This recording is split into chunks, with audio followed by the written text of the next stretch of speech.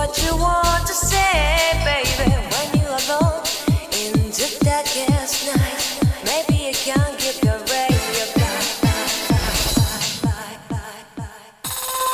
Open your heart and show your eyes that your destiny. And cry out loud, baby. The future is waiting for you. And show your eyes that your destiny.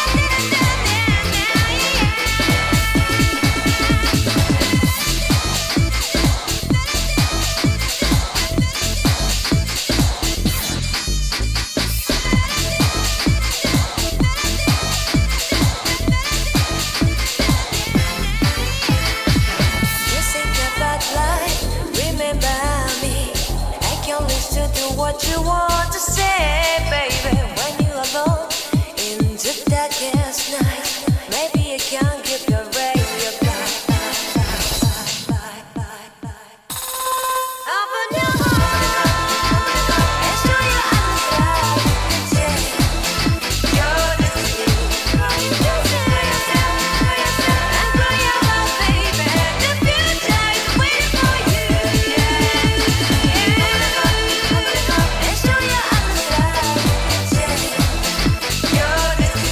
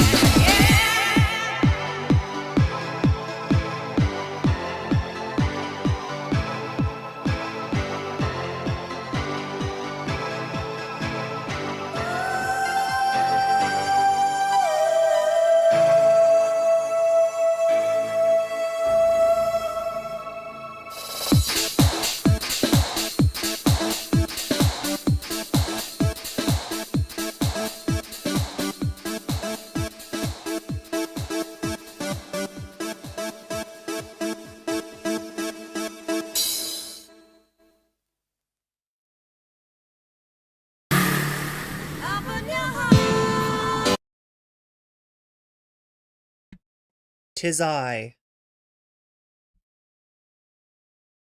Gorka. No, I don't know. I just got done watching the Vanguard interview Jesse Ventura, or at least the tail end of it. How wild was that? I didn't even know that was going to happen, but that's a character. That's a character.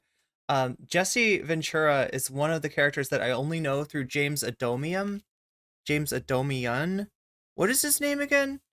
There's this guy that does his whole thing is he does like impressions of people. And he does Gorka and he does Jesse Ventura. And that's my entire knowledge. What is Chud Logic doing on my screen? The fuck? I thought we got rid of this guy yesterday when I exposed him. I thought he would never show his face again. Chat, why is Chud Logic showing his mug on my stream? He's gotten downright arrogant, hasn't he? How are we doing, chat? I keep getting like complaints about the starter music, right? And I don't think it's that like people don't want me to have music in the starting soon screen. I think it's that people don't want to have me to have music when I'm talking. It's like it really bugs some people. It really bugs some people, and I don't know. Maybe it's just my inability to do a side chain side hustle, a side chain ducking. I need advice from a duck, from a real duck. Do we have a duck in here today? Do we have any ducks? We have dragons. Pitchfork Dragon is here. Schmegly is here. Sasha G is here. Jules is wait, that might be from yesterday. Who is here from Natalie, good to see you. What the shit stain Steve Trio do now? The shit stain Steve Trio? I'm not even sure who that is. Wait, do I have the right thumbnail up? Hopefully I do. What's up, Globbits? But yeah, I missed most of the Jesse Ventura interview, and he's a character. That guy is a character.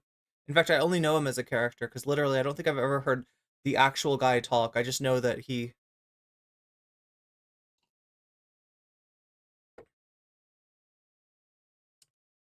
Wait, what is this? A guy lit himself on fire, presumably for Donald Trump? Over the what? Over the trial? He did everything right. I did everything right, and they indicted him.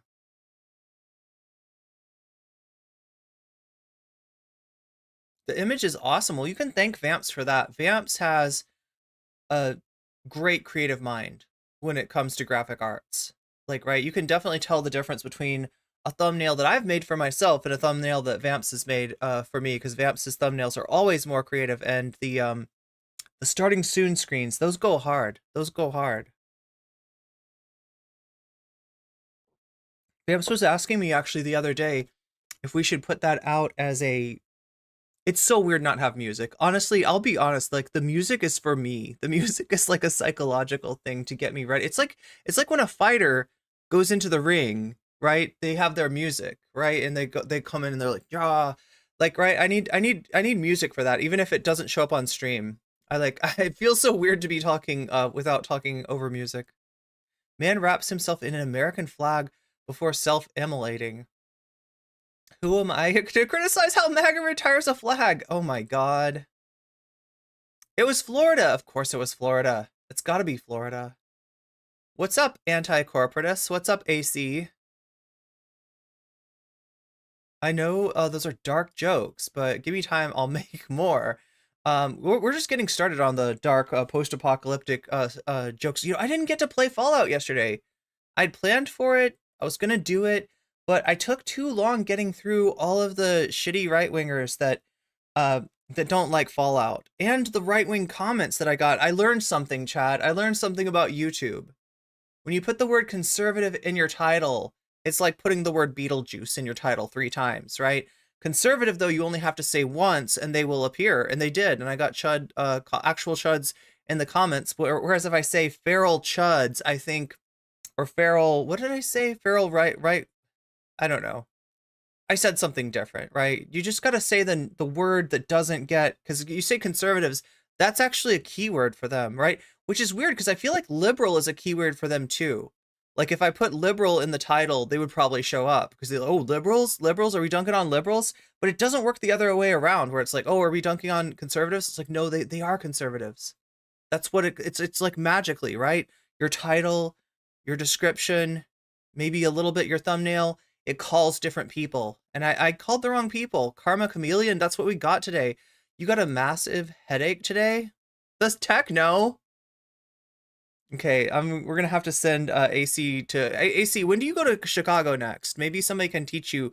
You can go to Chicago, you can go to Detroit, and you can learn the difference between house and techno.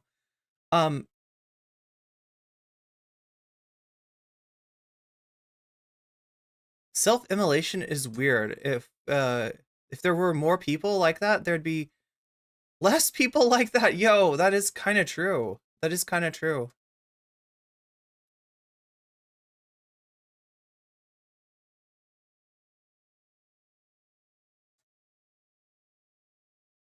Imagine going, yeah, for Trump, for somebody that doesn't even care about you.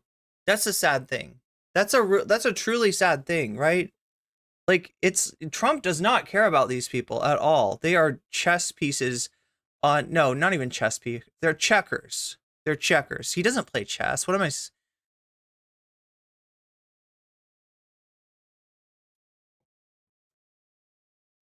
The end is nay. Yeah, exactly. Yo, I don't even know what the China show is, Soul Life. But feel free to enlighten me. Which is these horses are secretly Weasel? They are all Weasel. Oh, that's the answer. What's up, Beast? What's up, BCat K? Majestic Weasel Horse. I just saw the weirdest thing today. All right, I don't want to get too into it because it's a hole. It's not a rabbit hole. What is the word for it?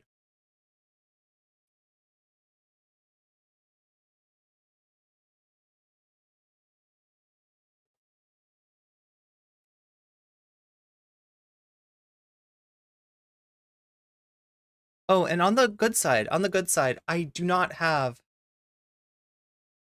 any sort of, I did not catch any episode 13. I'm not sick, right? I was kind of worried that maybe I was. So what is this? This is the Horse Prince game. You got a horse prince because apparently some girls see horses as having a prince face or something, and you're one such girl. And this is like the stable guy. And then he introduces you to the horse, but the horse has like, this is the horse, right? The horse eats the carrots. And also, what? poops them out. Yeah. But that's not all. That's not all. You get to the next level, and then like, oh my god. Wait, no, we gotta go back to this. Okay. Horseman, horseman. That's a little too much. That's a little too much. I feel like they did this game got made before Vosh was a thing, though. I think the Vosh was still Irish Laddie at the time, so it's not like they were inspired by Vosh or anything, but it does feel like a very Vosh game. It feels like maybe this is like Vosh's fantasy to be the horseman to this this horse girl. And then the second round, look at that. You give him treadmills and he breaks them. All right? And then like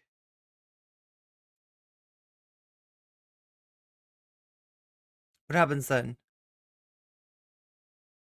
My heart was racing. I thought I was going to unalive.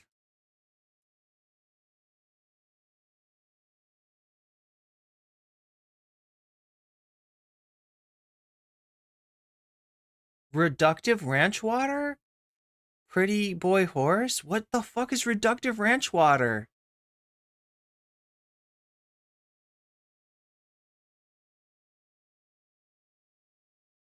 Is this her imagination?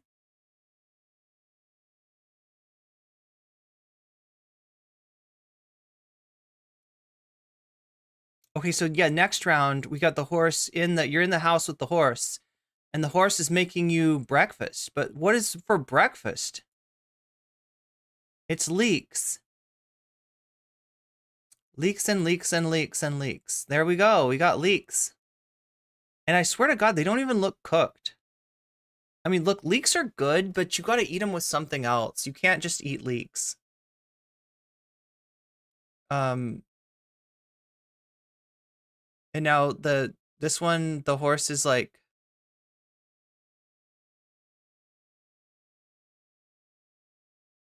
in the city.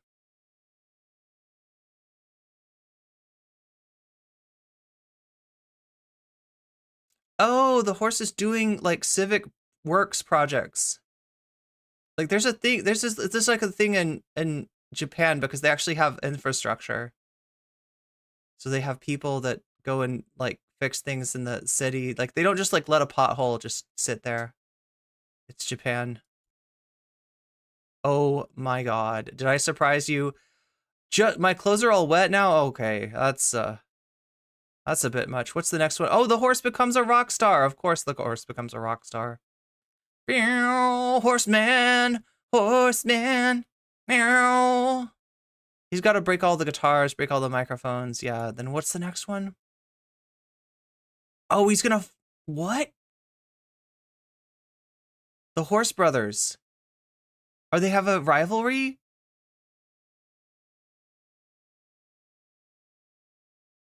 Now they're gonna have a horse race.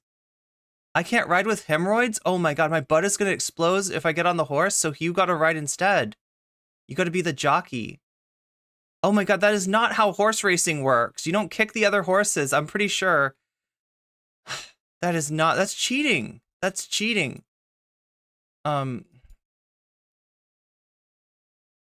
is even going on here? What are those? Oh, he's gonna shave the sheep. Horseman. Shaving the sheep. Oh my god. Okay. Oh, because he's gonna knit you a nice warm... what is this called? It's a scarf. Oh, he's all skiing. He goes skiing.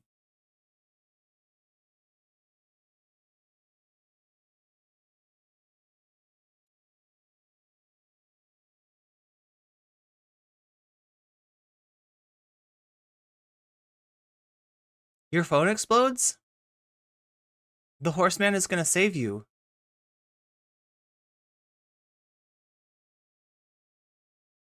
Okay, comes in the house Looney Tune style. Wait, what happened to the phone? Where is this going?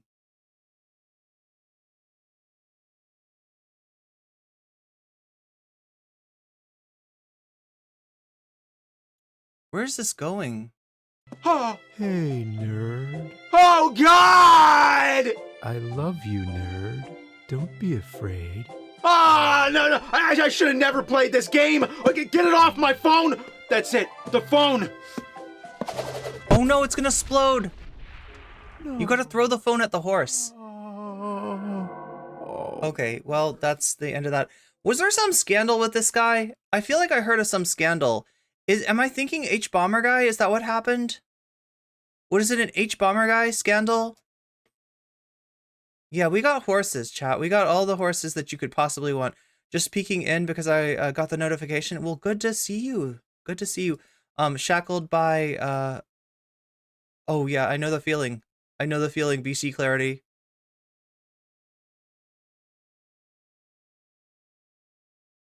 Yeah, I didn't get the shit-stain Steve trio thing.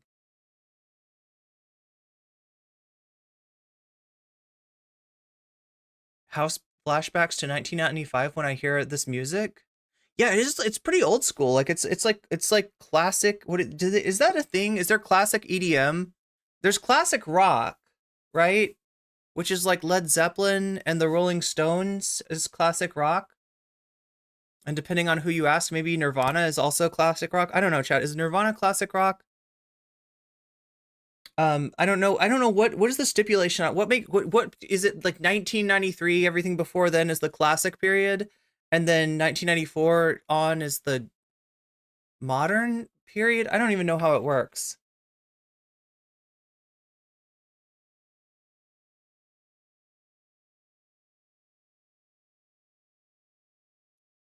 Has he lost his court cases? You mean Trump? No, they're seating the jury.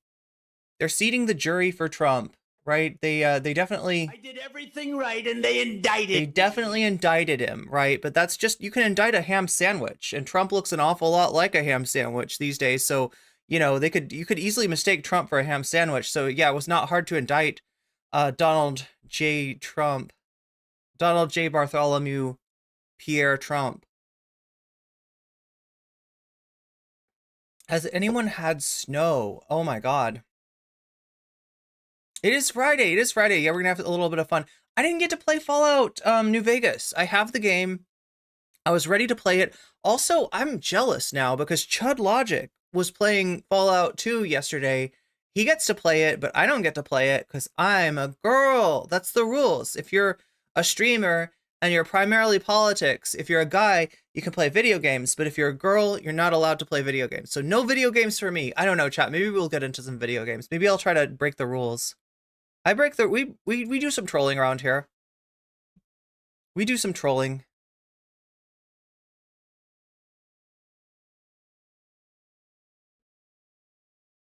Yeah, Adomian is the GOAT, isn't he?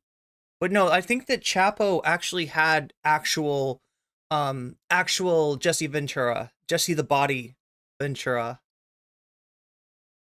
What do they call him, the Body?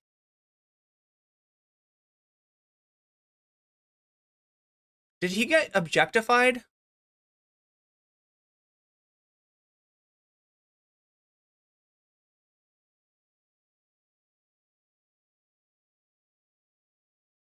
Is that what happens when you get objectified too hard? You become the Body?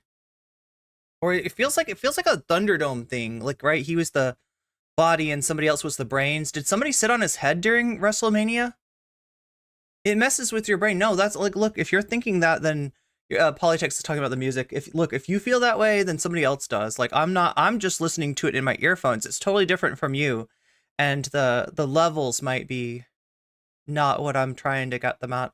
Yeah, because I think what happened is at first I had it so it all they quashed it down. So it'd be like music was on, music was loud, and then as soon as I would start to talk, the music disappeared entirely, and that was like distracting. That was weird, right? And then I backed off of it, and now like the music is competing with me. So it's dialing things in.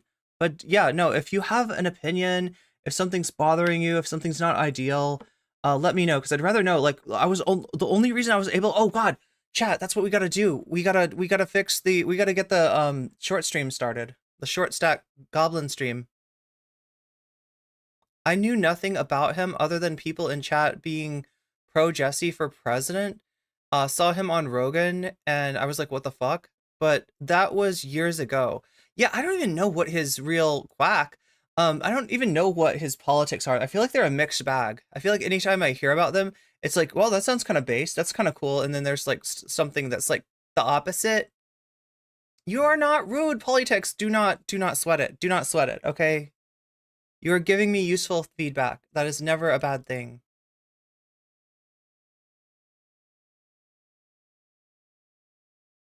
It was all conspiracy theories on Rogan. I feel like if I talked to Jesse Ventura, I would just feed into those conspiracy theories. I would see what's in his brain. I want to know what the dude is cooking. I don't really care about his politics. I don't think I would vote for him. I feel like voting for him is like, it's just too dangerous. But I mean, I get the impulse.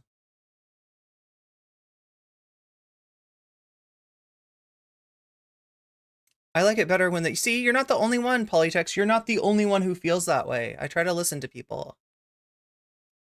He just did it in front of the court. Oh, we're talking about the wait, so the Trump courthouse then. That's wild. I didn't even see that. It wasn't for Trump. Wait, so it was just a random dude getting lit? I shouldn't make that joke, should I? It wasn't for Trump. Thank you for straightening me out, chat. I just like somehow my brain writes stories, okay? And when it's a good story, I have trouble tearing myself away from it. But yeah, unlike Tim Pool, unlike Joe Rogan, right? Who, if they see a good story about litter boxes, they can't help themselves. But you're gonna have to wait till tomorrow for that, because today we're talking about a dude named Tyler Oliviera. I think I'm pronouncing his name correctly. That's who we're talking about. That's who everybody's talking about, right? This guy has been doing videos that are like, you know, Mr. Beast, like, you know how fast-paced and like super edited Mr. Beast videos are? Well, imagine if Mr. Beast was like, today we're gonna go into a homeless encampment to watch people use the bathroom and to dehumanize them, right? It's like what that is. That's what Tyler he's taken the Mr. Beast model and applied it to exploiting the homeless and dehumanizing the homeless and just feeding into right-wing politics, right? In every sense of the way, right? Not offering like real solutions like, God, you know, we should do something about housing. It's like, no, we need tougher cops. We need cops to like, just like, push the homeless out of existence, or I don't know. It's the wrong thing to do on so many levels. It happened at the Trump trial, but the motives are yet unclear. Okay, I'll take that. I want to make sure that he did it for Trump before I get these jokes going. Yeah, maybe that seems like a good idea. Because of cryptocurrency. Wait, his cryptocurrency fell, or his apes? Oh no, it's probably his apes.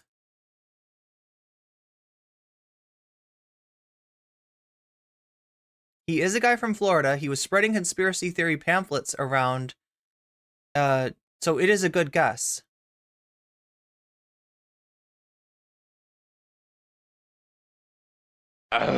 Is there a vertical stream? Good question. Super chatted $5. Wait, it's supposed to read your chat, isn't it? I feel like it's supposed to read your chat. We are doing a vertical stream today. I just got to get it up. Oh no, it's a super sticker. I believe it's a super sticker. Let's check. I want to see what kind of sticker.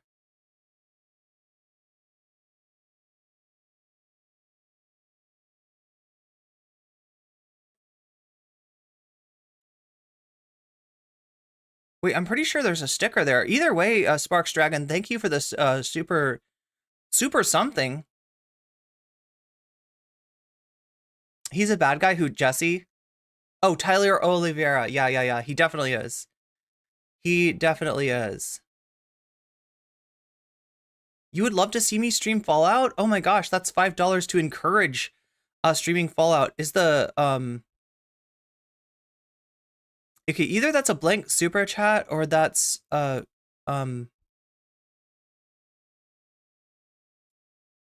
don't know. For some reason I'm not seeing if there's a sticker on it. Playing 76 right now. Okay, you're one of the few people. Yeah, people were dogging on 76, but 76 is also the only multiplayer Fallout. Like Fallout is either going to be There's a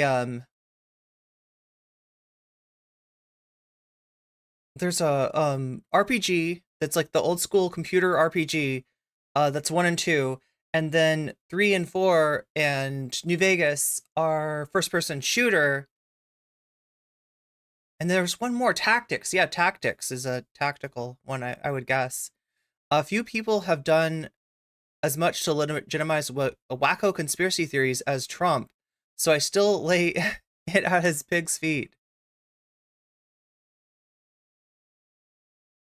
I didn't like the launch, but it's good now. That's, yeah, other people said that it was problematic when they launched it.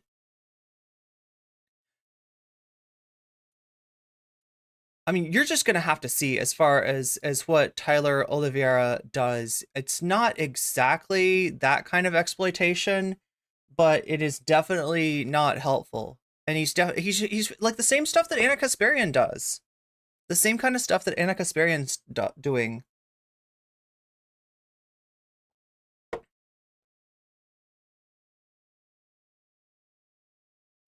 You just saw Ventura on the Vanguard?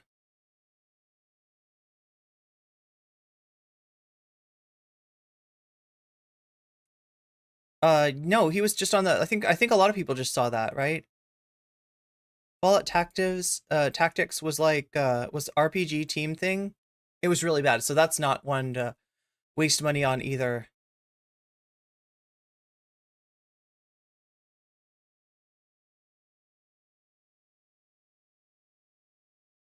But yeah, thank you for the $5 super chat, Sparks Dragon.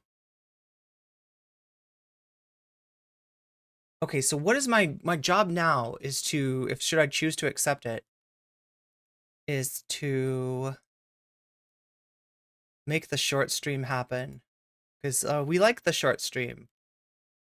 We're friendly with the short stream. And I think, I don't know.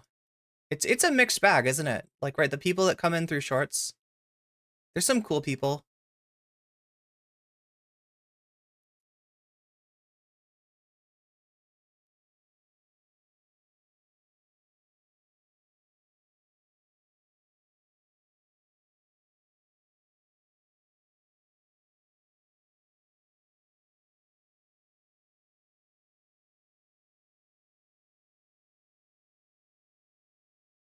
I just have to copy everything from the mainstream onto the short stream.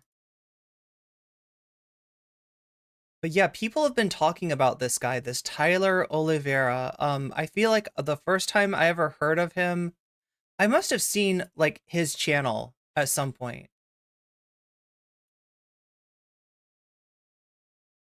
Like I must have actually seen like a video, and I was kind of like I didn't know based on the title and thumbnail, because there's some thumbnails that are just like racist, right? There's some thumbnails that are dehumanizing, but then there's some of it looks like it might just be about like homelessness, which is a big problem. And it must have been one of those thumbnails that I clicked on, and I was trying to get I was trying to get a sense of like what this guy was cooking, what he was up to, because I know that like with something like that, you can't exactly tell at first whether it is somebody that is like, you know, here is the homelessness that's going on, and you know, we should do something about it, right? You know, there's a great opportunity to argue, to advocate for programs like Housing First, but obviously it is also can go the other way, where the person is, you know, using unhoused people to create like sort of a freak show atmosphere and dehumanize people further. And with Tyler Oliveira, his other thing is he brings on like right-wing pundits, like so-called local journalists that are just basically, I don't know what you'd call them, like anti-homeless advocates, probably landlords, probably developers or something like that, probably have some like political axe to grind with the politics surrounding unhoused people. And yeah, it was pretty clear after a little bit of watching that that's what Tyler was doing. Then there was the thought slime video.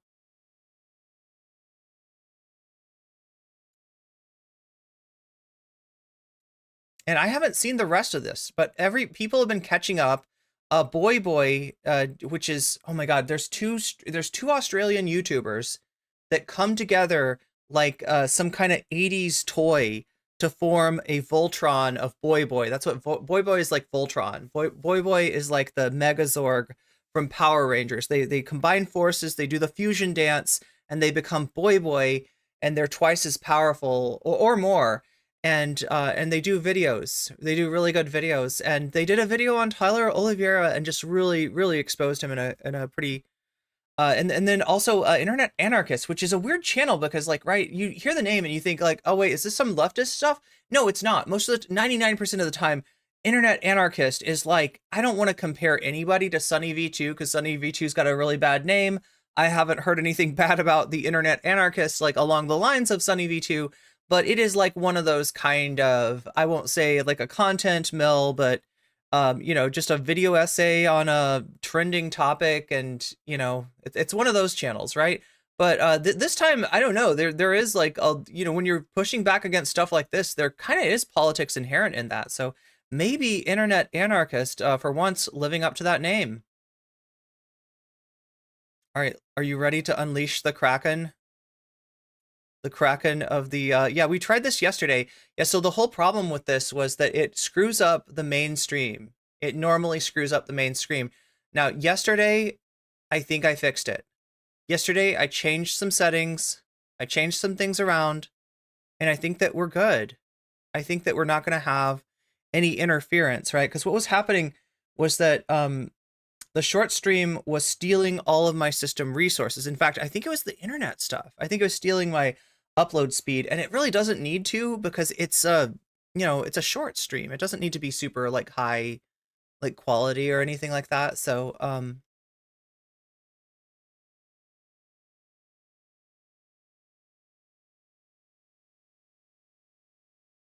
the first two Fallouts are good. 3 and New Vegas are the best. Yeah, then there's questions about that too. Like, right, some people say they like Fallout New Vegas as a sequel to 2.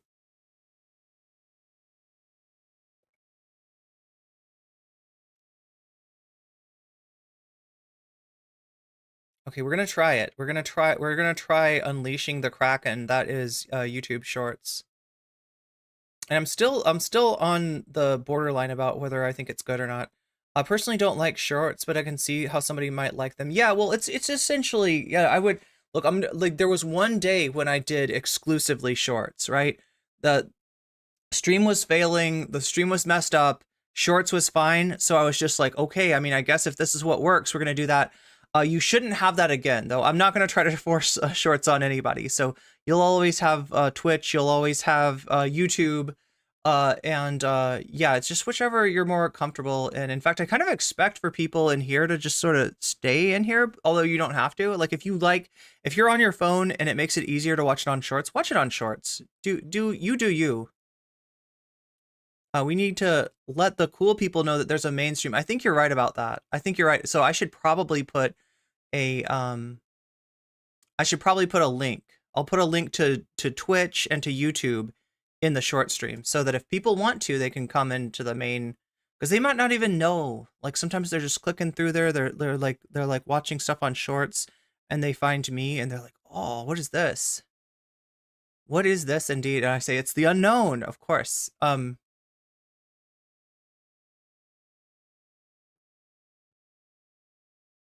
Brotherhood of Steel was on Xbox, so there's a game that's like an Xbox. Was it 360 or is it the Xbox One? I mean, I'm guessing.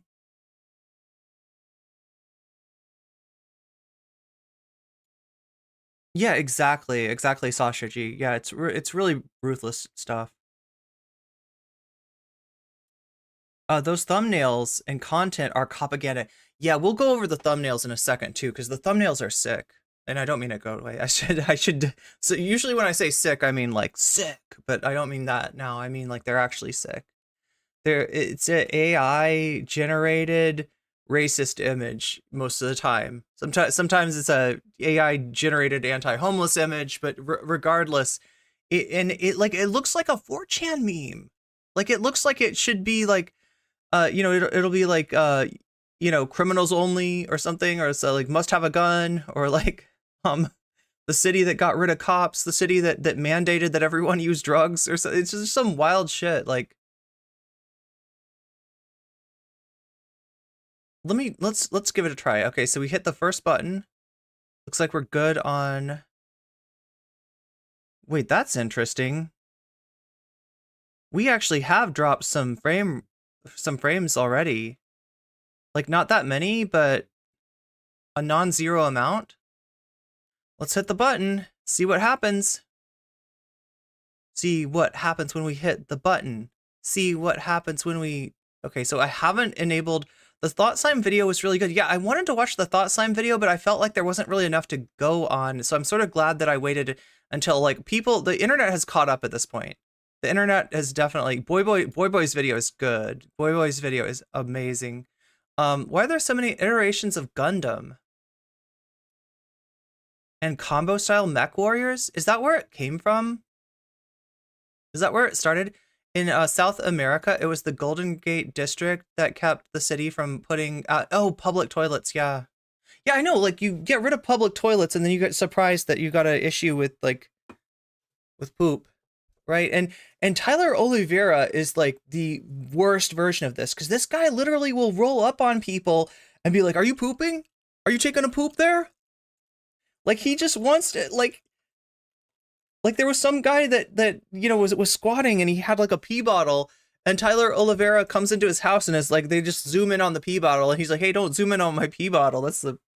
What are you doing?" And he's like, "Just dehumanizing you, just using you for content." Sunny V2 is the worst. Yeah, Sunny V2 really is. Isn't that the channel with a lot of glazing? Charlie, wait, which channel? Are you talking about Sunny V2, or are you talking about Tyler Oliveira?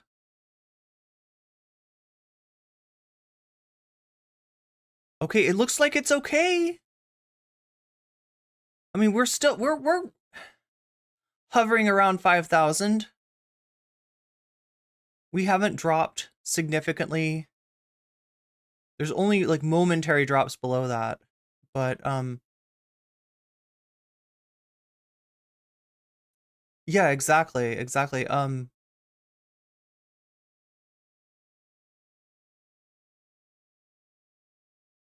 The underlying song for today, is there a new DJ Danarchy song? 4 is cool too. I thought about 4 too, because like one thing that I wanted to do, like when I watched the show, like I decided I really like dog meat.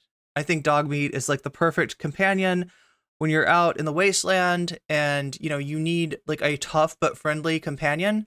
Dog meat. CX, what is it? CX404 or something? Is that like the name of dog meat in the lab? Oh, hey baby, put down that pipe. Oh, that's the Bill O'Reilly fiction. What is up with all these chuds that they have like really bad fiction careers? Ben Shapiro too. Why would anyone watch shorts? I don't know. Here, I'm gonna put on shorts.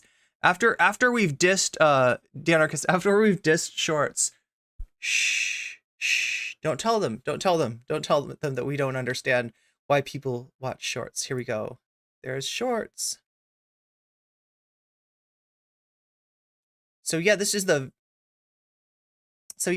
very beginning of my stream. There's definitely not anything that went on before this. It's definitely, you know, began shorts at the same time as every other stream. So not like you're missing anything over on shorts. Hi, welcome to the chat. Welcome in, everyone. Watching mainstream on my phone is a great experience. You can turn your phone on the side. That's true. That's true. That's what I do a lot. Actually, you know what's, you're going to hate me potentially for this, okay? The new Fallout show, I watched it on my phone. Is that bad? I watched it on my phone because it's more comfortable to lie in bed and watch a show than it is to like, I don't know. Like, I don't have like a TV set up. Like, I have my computer, I have my laptop, I have a tablet, and I have a phone. And so it just seems like when I want to watch something, especially something that's long, because like Fallout is long. I mean, it's like the first episode is like an hour and 30 minutes or something, and then I think the other episodes may be shorter, but it's a lot to get through the season of 1 of Fallout. So I just like turned my phone on the side and watched it like that. I mean, I know that like there's some cinema people out there that are probably like just aghast. You're just aghast, and you should be aghast, right? Like somebody that eats good seafood seeing somebody slurp up oysters in a vault, right? You're in a vault slurping up those oysters that are canned. Somebody that's had like fresh oysters is like, "Ugh, how could you? How could you?" But if you don't know the difference, you don't know the difference. Shorts is worse for me because the phone, because it stops when I click off. Oh, I see. I see. Uh, Shorts are crack dust. I mean, people say that about TikTok too, right? Speaking of TikTok, TikTok may yet get banned. Do you know what happened over in the Senate? Or not in the Senate, right? This is in the House, right? MAGA Mike has packaged up a bunch of bills with Israel aid, with Ukraine aid, and with a ban for TikTok. He's trying to package those together. I don't know if he'll be successful, right? Because he's got to vote on those again. The Senate has done fuck all with the ban TikTok bill. So I was wondering why I hadn't heard about that. And it's because the Senate hasn't moved. So maybe there's not support for banning TikTok in the Senate. It does seem like an utterly silly thing to do, or not. It's probably not silly. There's a reason that they're doing it. It's probably because they want TikTok to sell to that American company. But I've been reading stuff about it that like, is that company right wing or something? I feel like we might have another Twitter situation on our hands here. Priorities of AI.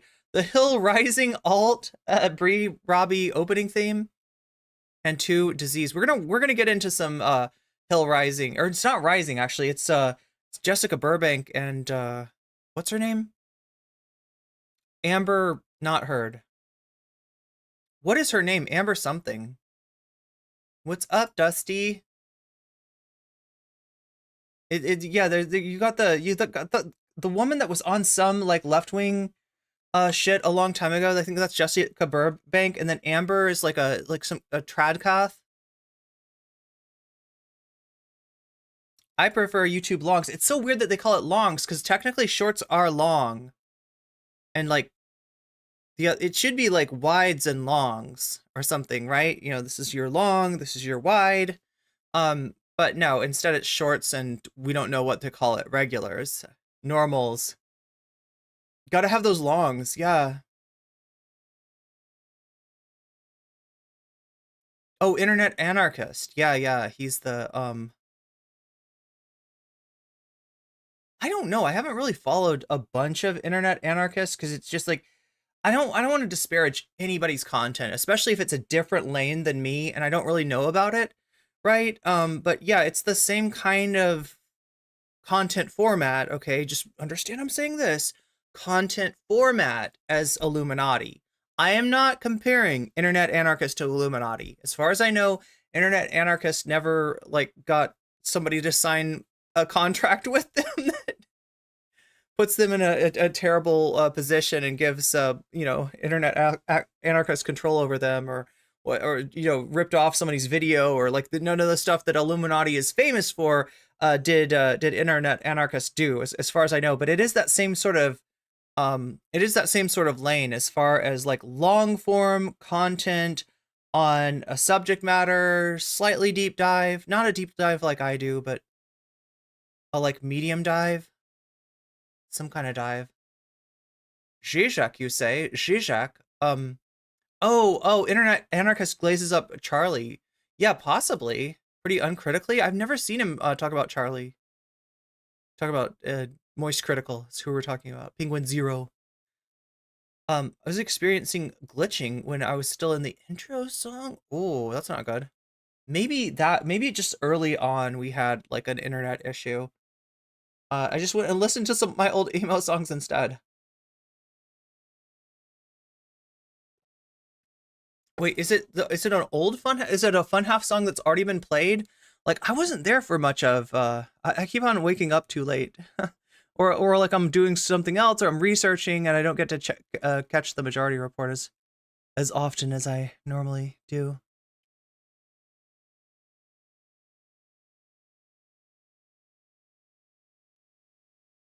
Codsworth. Okay, so Codsworth is the robot, right? That one dude sold his voice to, right?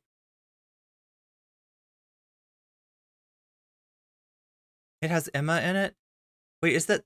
I think I know the one you're talking about. Shorts are fine. It's pants that are a tyranny.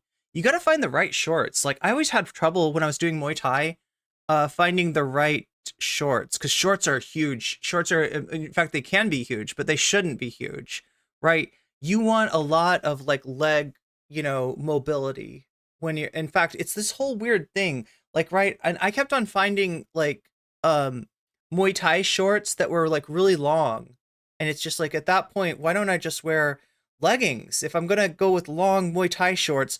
Like I don't know, it just felt like everybody at my gym was like making fun of how long when I finally got Muay Thai shorts. They were too long, they were too big. I don't know, it was like I might as well just go with like a skirt. Codsworth, the robot can wear a little bowler hat too. It's super cute. That does sound cute. You got the notification immediately? Nice.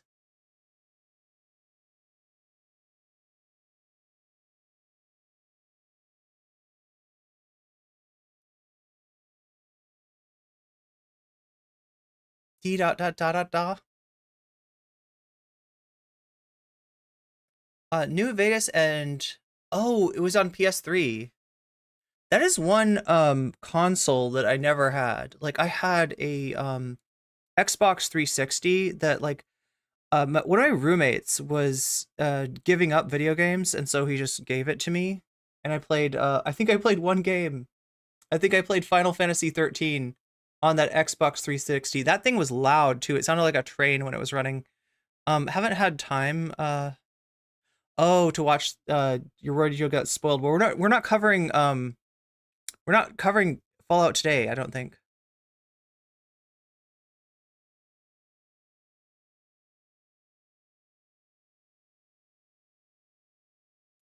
Vaguely aware of the channel. Are we talking about Tyler? Are we talking about Internet Anarchist? Are we talking about Moist Charlie? Moist Critical? It's gonna start watching the other day.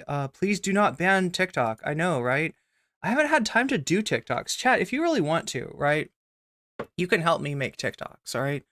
All you gotta do is make clips on Twitch. I promise you that making clips on Twitch is easier than making them any other way, right? And so if I ever say anything funny, feel free to go to Twitch and try to turn it into a clip. It takes a little while to learn, like, sort of how to put it together, but it's worth it. It's worth it. And like, if you make a clip on Twitch, there's every chance that it'll turn into a short and or a TikTok. Although I need to look up the rules too. Theoretically, I could be streaming on TikTok, right? It would take some doing. It would take some time to put it together, but I think I don't think there's any reason I couldn't. Johnson trying to put that in the, isn't Johnson trying to put what in the ban the TikTok? Yeah, that's kind of, I mean, like, I won't call it a poison pill though, because there's a lot of Democrats that are behind it too. They're behind the ban for TikTok because they think that it's abnormal for young people to care about Palestine. And they think that it's TikTok that's making, like, they think that it's the Chinese Communist Party doing some kind of propaganda that's like the only, and it's really just like, no, actually what it is that boomers and Gen X are the weird ones for not caring about Palestinians. It's normal to care for your fellow human beings. And some of the older generations just got it through their head that, like, no, Israel's the good guys, right? They're the good guys, right? Everyone else in the Middle East, like, I don't know. There's just some kind of, like, I don't want to put it on everyone from, certain generations, but there's a certain kind of brain rot. If you grew up with movies where anybody from the Middle East is like a dude with a sword coming at you going like, oh, right? You know what I'm talking about? Like, that was a thing.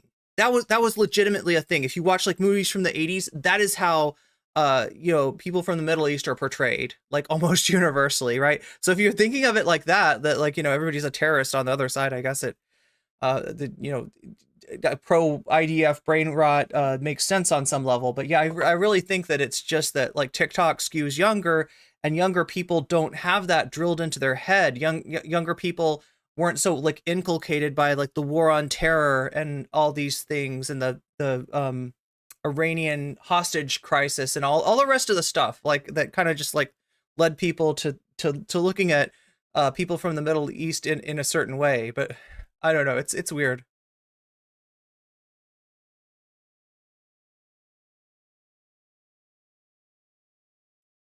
I think TikTok is so the US can influence the algorithm due to Palestine, like Meta is likely lobbying.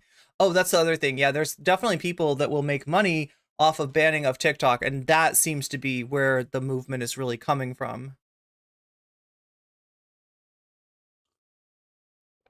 You would be hard pressed to find a tech company that isn't right wing. That's funny though, because I can remember like growing up, my perception of tech people of like Silicon Valley were that they were like slightly to the left.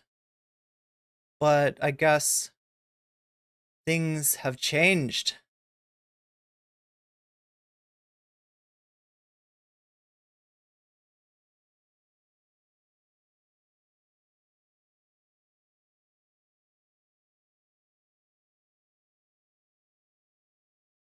Oh my God, Illuminati.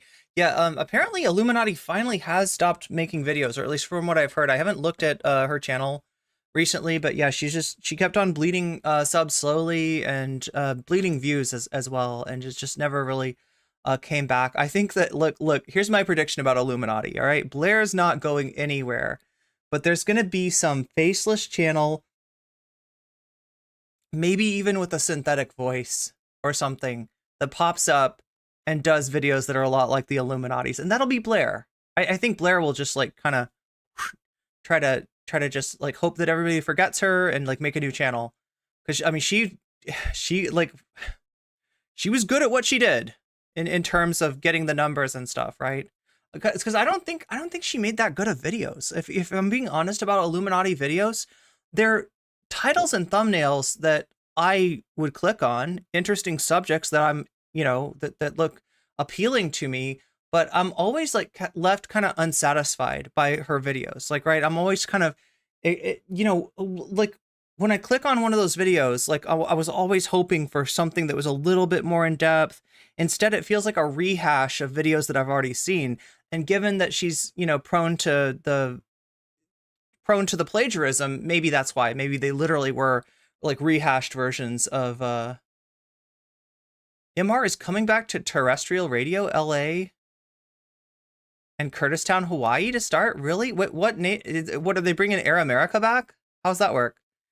Shorts is a cheap TikTok copy.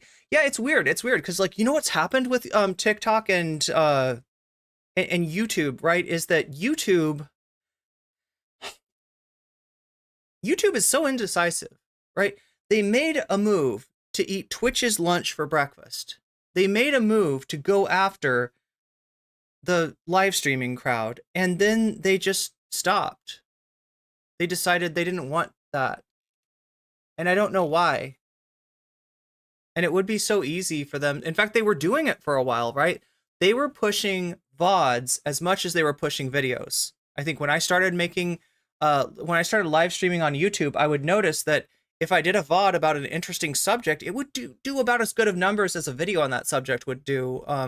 So, I mean, that made me want to keep streaming on there. But at some point, they just kind of cut that off, and you got stuck in a situation where, the views that you got live were the views that you're getting in total, and now they're somewhere in the middle.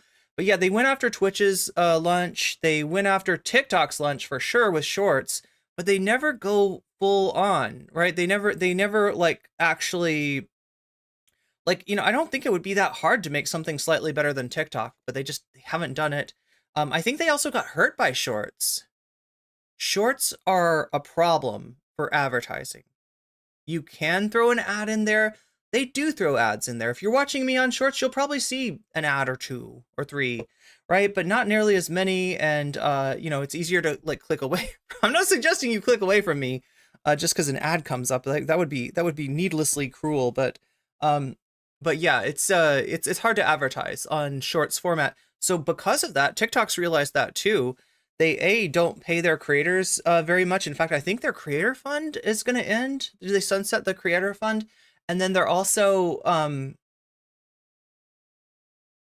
they're doing like YouTube style videos. Like, right, you can make in fact, I think they sort of incentivize long form content because they realize too that you can advertising is so much easier on long form content. So now TikTok is trying to eat YouTube's lunch while YouTube is trying to eat TikTok's lunch. And Kick is just kicking themselves in the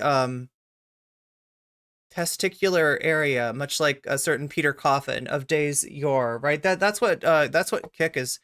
Kick might be, I've been hearing inklings of Kick going the way of the dinosaurs, although I'm not sure if that's true. Maybe somebody in chat knows more about Kick than I do, but Aiden Ross is threatening to go back to Twitch. I don't know if that's even possible, though. I think that Aiden Ross got banned, like perma-banned. I don't know. Like, I mean, Aiden gets a lot of views, so I mean, I guess he'd be more likely to be able to get unbanned than other people, but still, I kind of don't see Aiden Ross coming back on Twitch.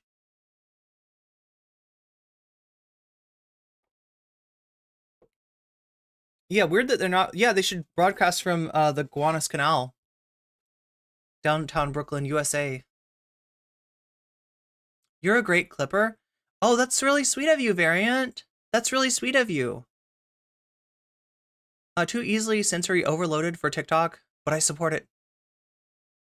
Yeah, I mean, look, it's a weird thing, right? The other thing about TikTok is they're really hardcore about, like, they don't want anybody to get taken off of their platform. So what most YouTubers want to do when they're making TikTok videos is they want to bring people from TikTok over to YouTube, right? What most Twitch streamers want to do when they're making clips for TikTok is they want to bring TikTok people over to their Twitch live stream. And TikTok has got no interest in that. And they actively suppress it. Mila from KPFK 90.7 LA said we could possibly reprogram the whole thing, maybe WBIA New York. It works. Oh, clipping works on YouTube. The problem is that the YouTube. I've taken a look at this, right? If people want to clip me on YouTube, okay, I will set up a clip shelf. All right, if people really want to do that. You were actually watching that yourself? Nice. If people are super interested in that, oh my gosh, I am never keeping up with chat. I am never ever. Oh, yeah. Hassan is interviewing Yanis Varoufakis. Varoufakis. I am so bad at pronouncing people's names. Varoufakis.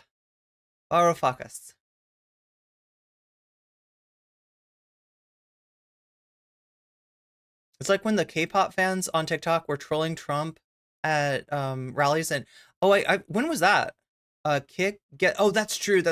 So yeah, as far as Kick running out of money, that's probably not gonna happen. They yeah, Kick is like, I mean, they're like in any sort of like new platform, invariably they lose money. They have to lose money, right? They have to burn money in order to one day maybe earn money if they can get past that bottleneck. There's kind of a bottleneck.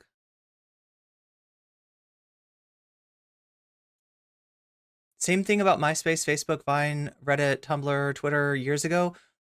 As far as advertising, yeah, you're right. That they weren't like monetized. Like YouTube figured out monetization, Twitch figured out monetization, but I gotta be honest, people don't like the top of the hour ad break. Not only just because it comes every hour at the top of the hour, but also because the only way to get out of the top of the hour ad break is to become a sub, right? You got to spend $5 of your hard-earned money. Some people don't want to do this. Some people don't know that they can get a sub for free by using Amazon Prime, by using their Prime account to which gives them a free Twitch sub to use on the streamer of their choice, and lets them get out of the ads that way.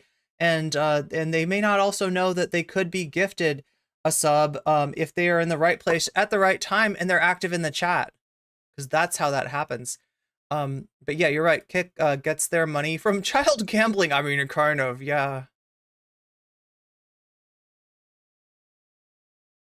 So people were watching the Hassan interview of Yanis Varoufakis. I think I'm pronouncing his name correctly. I've only seen people use Kick for adultery. There is some unsavory stuff on Kick, right? And in fact, this has pissed off the owner. Wait, is Trainwreck's the owner? Maybe not. Trainwreck's is one of the... He's some kind of big shot over at Kick, right? He used to be a Twitch streamer. He used to do gambling streams. And like, you know, the idea was that he would lose a lot of money gambling, but he would make it look fun. And you could see the sites that he was gambling at. So, you know, and I think it was like stake.com. I think a lot of people were gambling on stake.com. So, but yeah, then at some point, people on Twitch decided that was a bad look. And you know, even Devin, what's his name? Devin Nash, said that there's like a brand risk there. Devin Nash, if you don't know, is like kind of the ad man.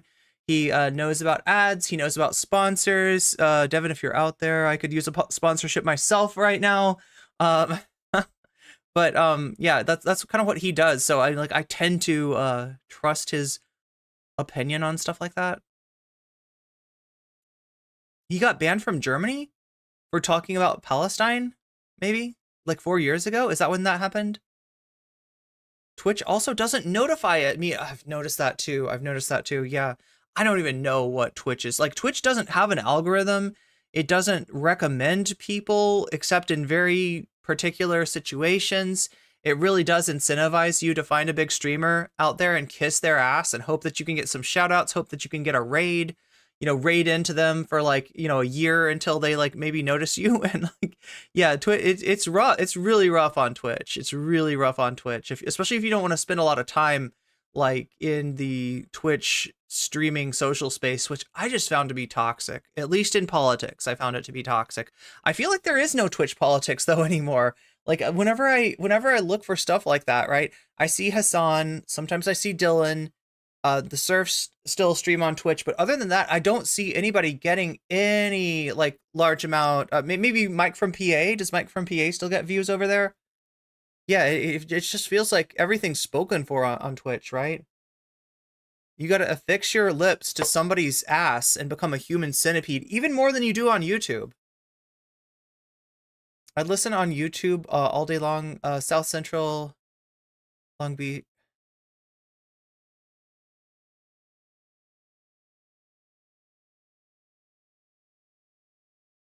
Oh, AC, I feel like I may be the only one that's getting your joke here. If you don't know, AC is joking about the fact that KEK is the way that an orc says LOL, right? If you play Warcraft and you're an orc, it changes all your letters to make it seem like you're speaking a wild, weird orcish language, right? And it just like letter swaps. The K for L, the O for the E, and the K for the L, and it LOL becomes kek. So I had to explain that one.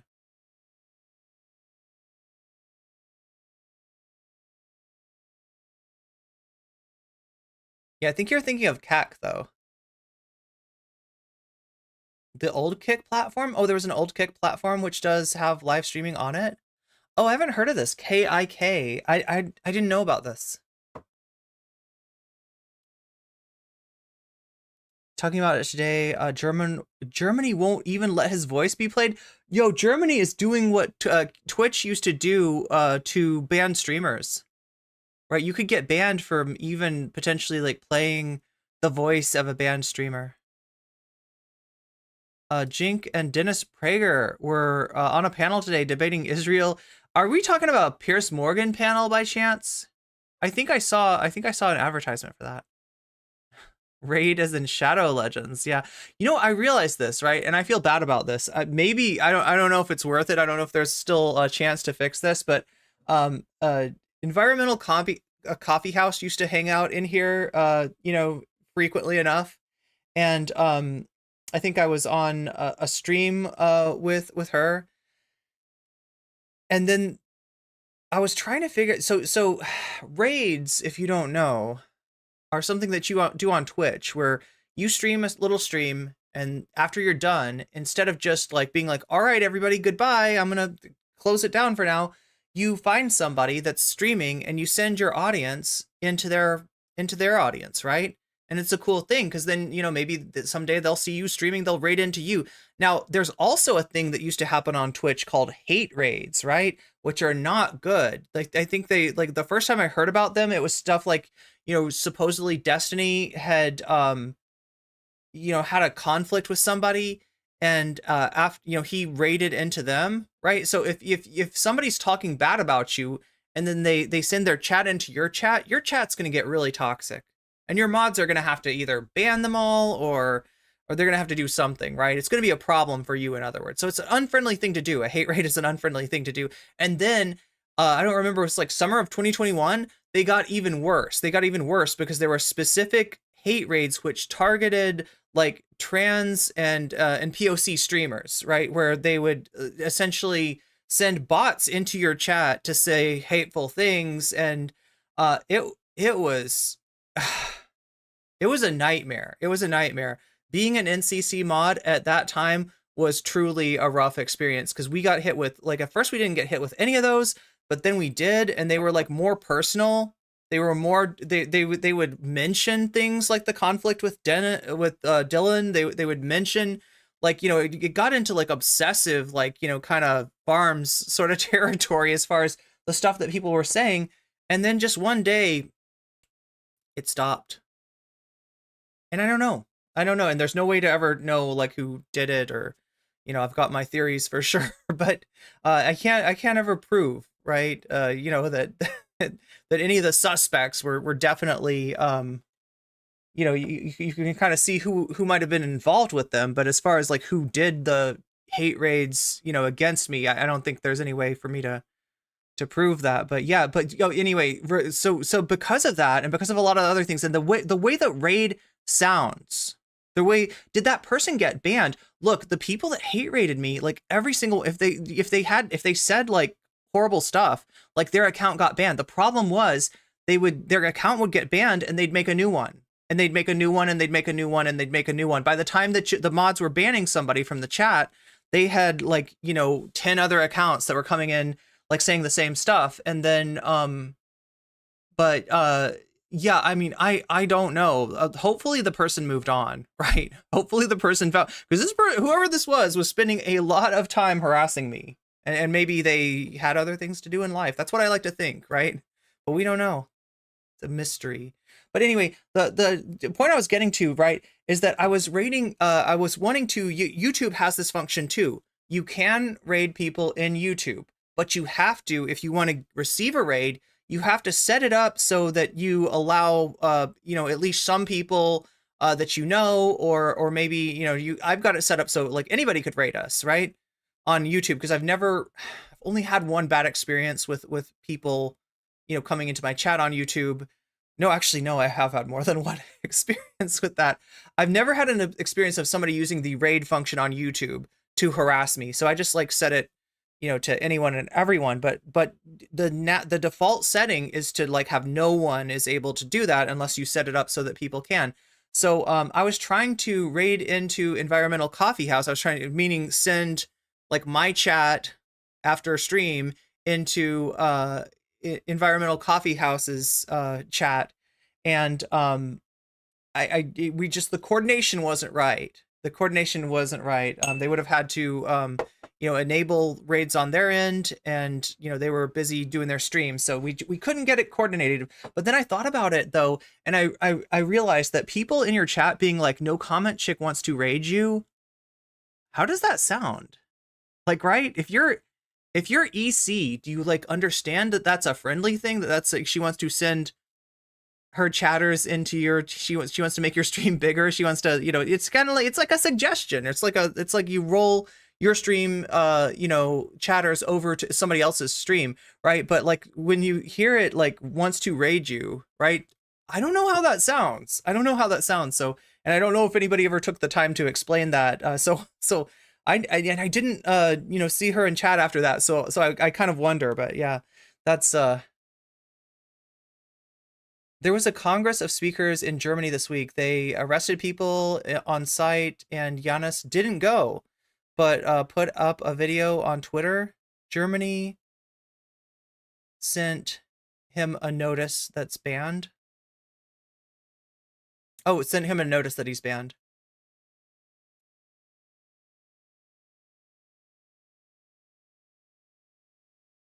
How do you get banned from the country? Wait, didn't Lauren Southern get banned like temporarily from Australia? That's the only thing I can think of. Yeah, KEK equals LOL.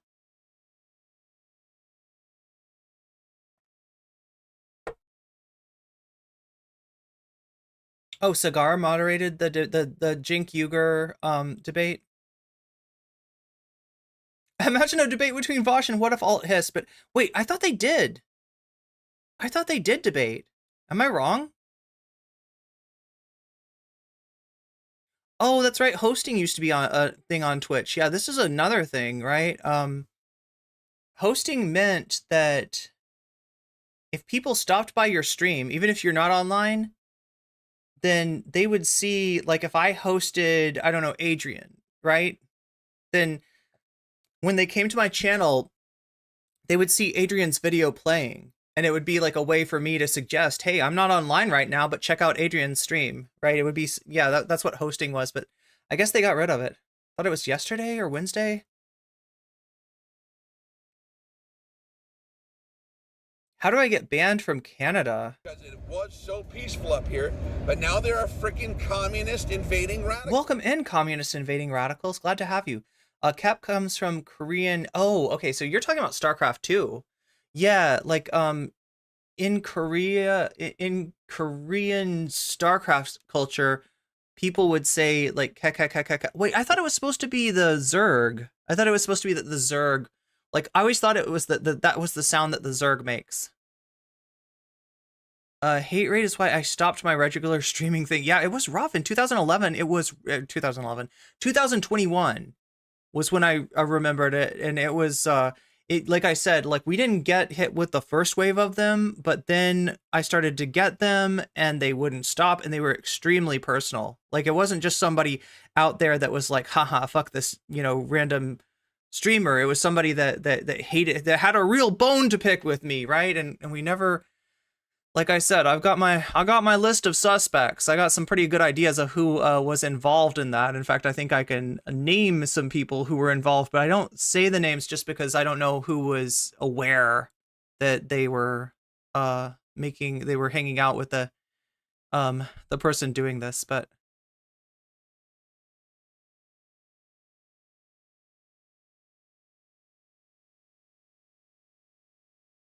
this mafia-themed coffee shop I'm in is playing The Climb by Miley right now. For the algorithm. Yes. Oh yeah.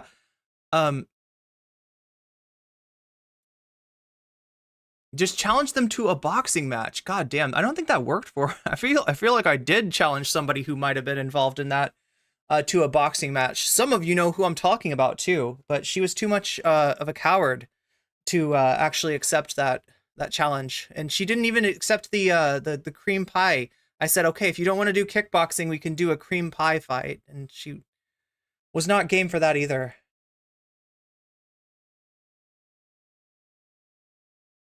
Oh my god. Wanted to spray her with Raid? Yeah, I would not do that, especially not to EC. Oh my god.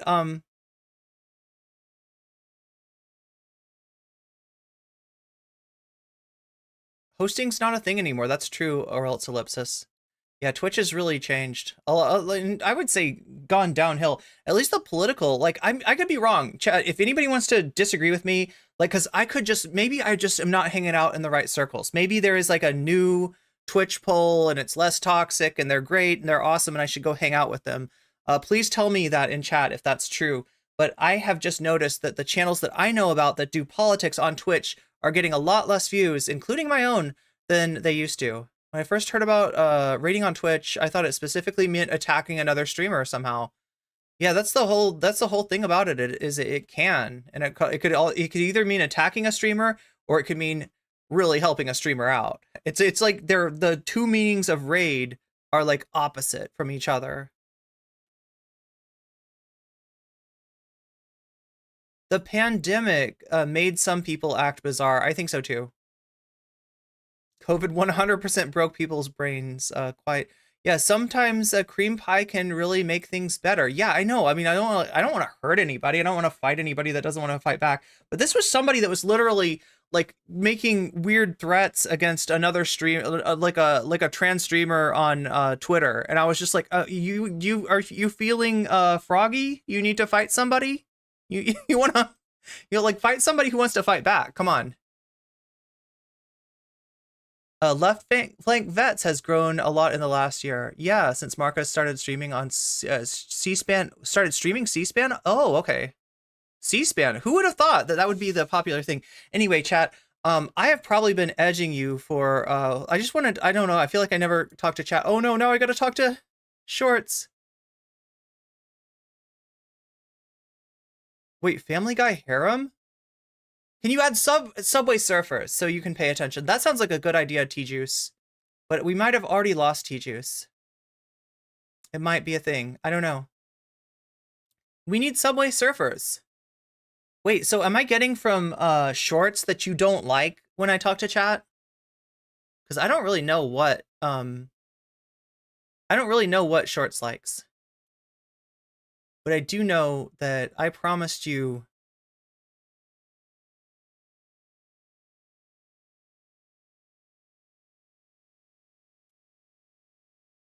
some content, and I've been edging you for far too long.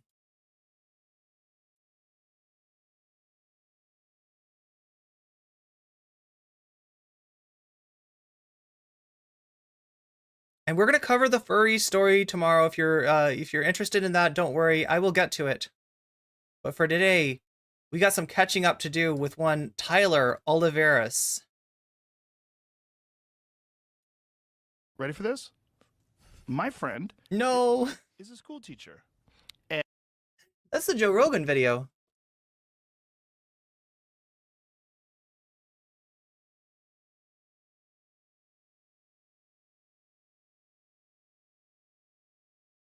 Oh my god, I didn't save any of these.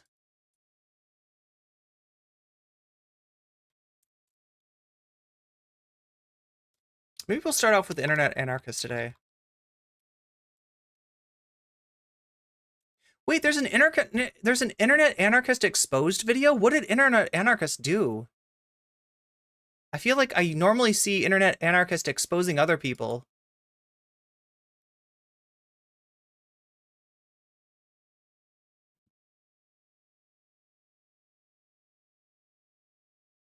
I don't know, Chad. I don't know.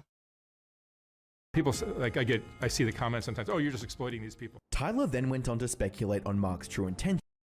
I hope Tyler feels really awesome for being the reason that family will no longer have the support both financially and emotionally from Mark. As a Tyler viewer— Wait, Internet Anarchist was in the— oh no, you're thinking of the Internet— what is that fucker's name? I know who you're talking about. It's not Internet Anarchist though. Internet Historian. Rez, you're thinking of Internet Historian, but a lot of people get them mixed up, so.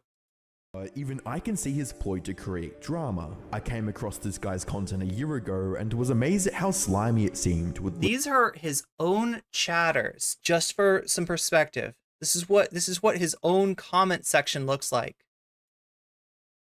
Little pushback from viewers.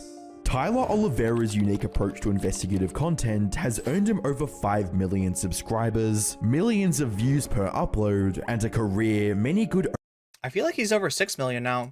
only ever dream of. However, despite a seemingly crystal clear reputation, numerous members of the YouTube community have been exposing Tyler, revealing accusations that involve misrepresenting facts, irresponsible journalism, and starting a drama with another creator that possibly left a family without a home. Hi, I'm the Internet Anarchist. I create weekly YouTube documentaries, and today, we'll be diving into the career and dark side of Tyler Oliveira, a YouTuber who seems uncontroversial on a surface level, but due to his actions has slowly had his audience turn on him. Ever since Tyler Oliviera made his debut on YouTube in 2018, the idea of creating captivating and engaging content has consistently been a primary focus on his channel. From his early prank videos to the challenge videos that preceded his appearance on the Mr. Beast channel as his 7 millionth subscriber, Tyler also had a talent for presenting viewers with the most engaging visual experience possible. However, this approach of prioritizing highly engaging content above all else has not been without its challenges and setbacks. In mid-January 2020, Tyler's upload titled "Can 1 million paper towels absorb a swimming pool?" left a bad taste in viewers' mouths for being extremely wasteful and polluting the environment for views. Fortunately for Tyler, he was able to put this controversy behind him, as he would go on to hit 1 million subscribers later that year.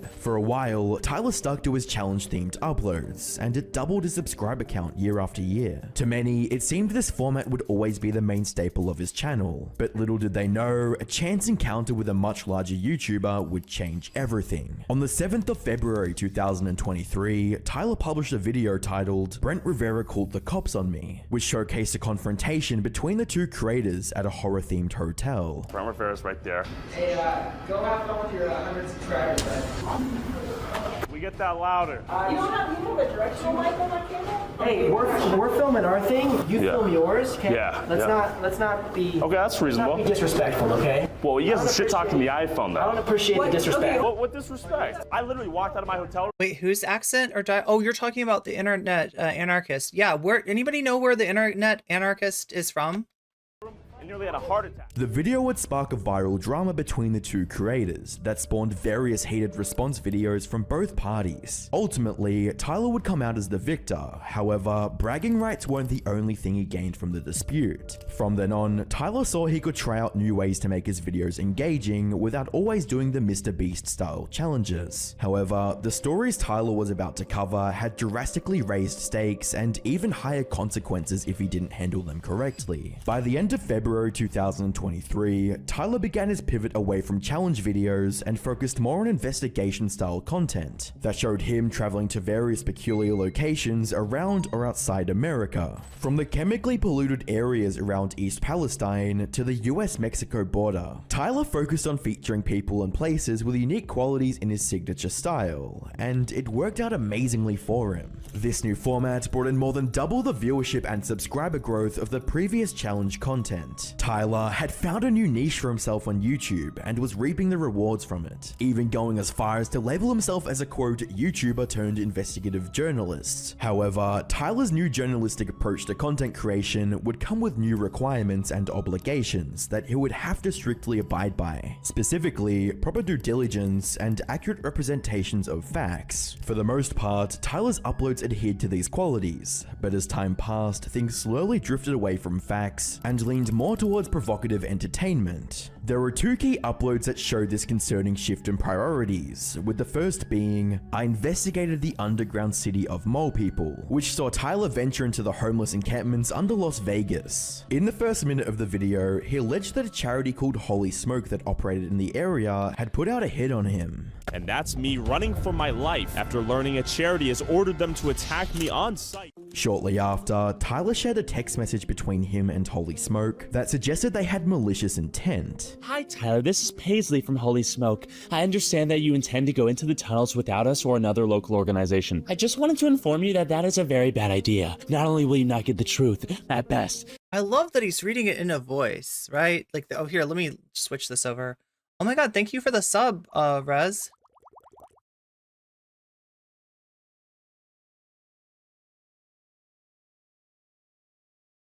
And let's do this one. Maybe, yeah, it seems like this one's the best. You will be run out. I wanted to warn you that we had 2 encampments that expected you guys, and when you weren't with us and we said why, and they said, "So if they show up, would you get in trouble if we fuck them up? If they're not with you, they're not welcome." We tried to give you an in, but it looks like you don't understand how to do charity work. I'm advising you to not go into the tunnels. They will not welcome you or anyone else not associated with the charities they trust. I'm just telling you the reality that our folks don't want to be documented and without prior consent and knowing exactly how they're going to be portrayed. It's called scripting, something we don't do. It's called scripting, right? That would be scripting.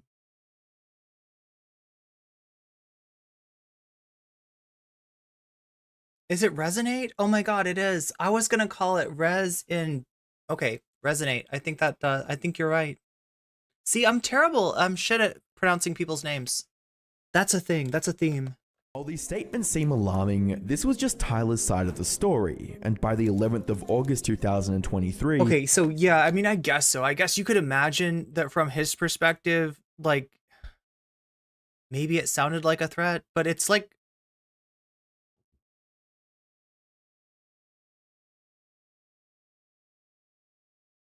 So, let me see if I can explain this. Amongst people who don't have a lot of worldly possessions, especially people who, you know, were they to like leave anywhere, they might have it taken from them. This happens a lot, like, right, where people's tents, people's sleeping bags, people's, you know, stuff that they're using to get by is getting taken away by the cops. If you're unhoused, right, this happens a lot, right? And so if you're in that kind of situation, then your possessions maybe take on even a greater value. You know, they're less replaceable, right?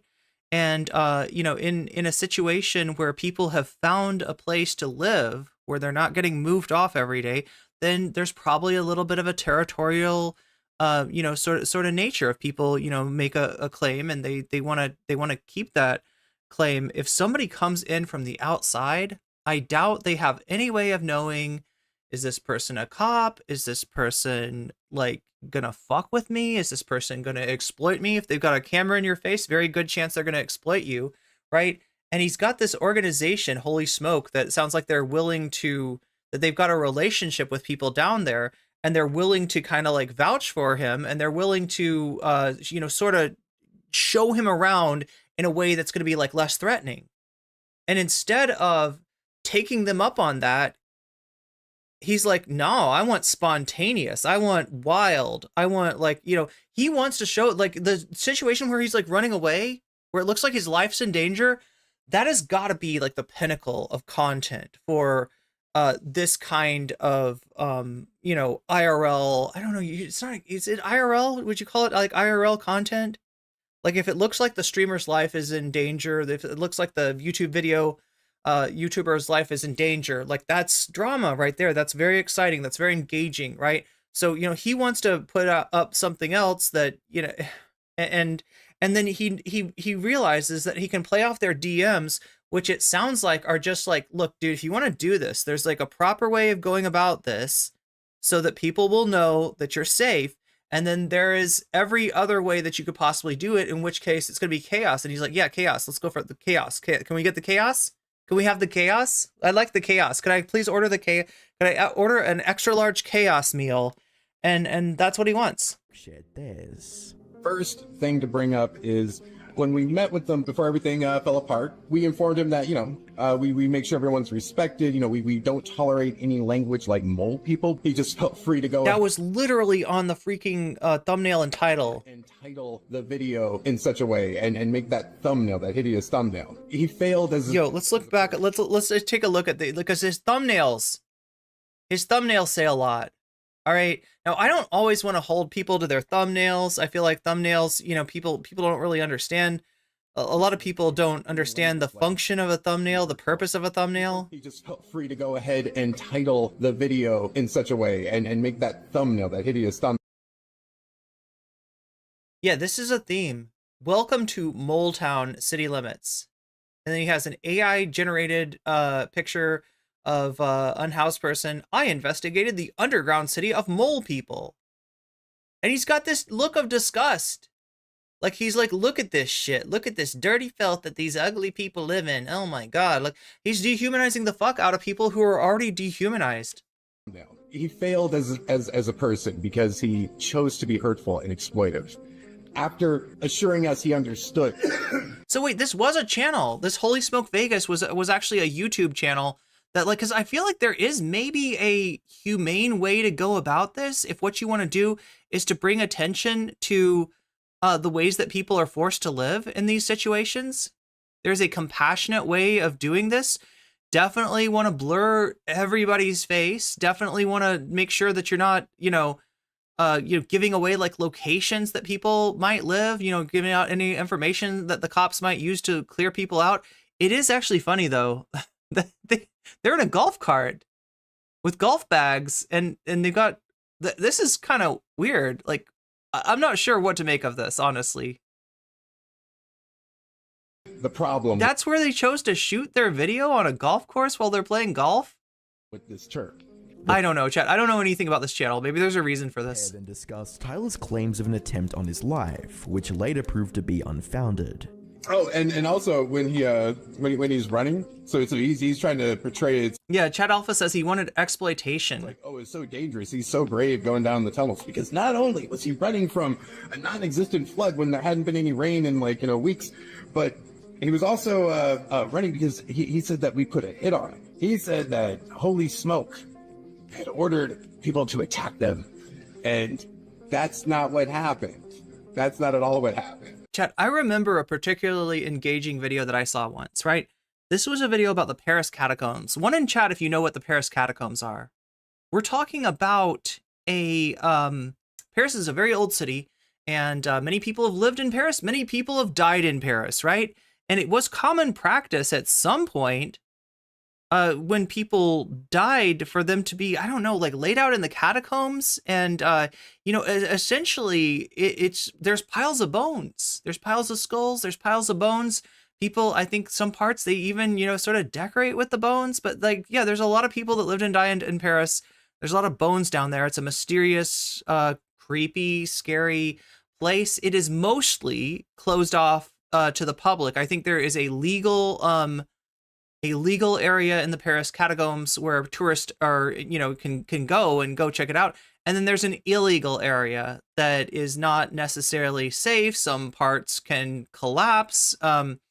It's right. And so this YouTuber that I watched, they took a group of their friends and they decided they were going to go check out the illegal catacombs, right? So in order to do this, they did the smart thing, and they found somebody from Paris who had been to those catacombs, who had experience there, who knew how to find stuff, because it is a mess. It is a literal fucking labyrinth down there. It's a creepy, dark labyrinth. Anybody could be down there doing anything, there's a lot of like unknown. If you're not from Paris, if you don't know what's up, like it's probably a dangerous place to go alone. It's probably more likely danger from getting lost down there, or wandering into the wrong area or something like that than there is from like anybody that you might meet down there. But again, it's just, you need somebody to guide you. So these people found somebody to guide them.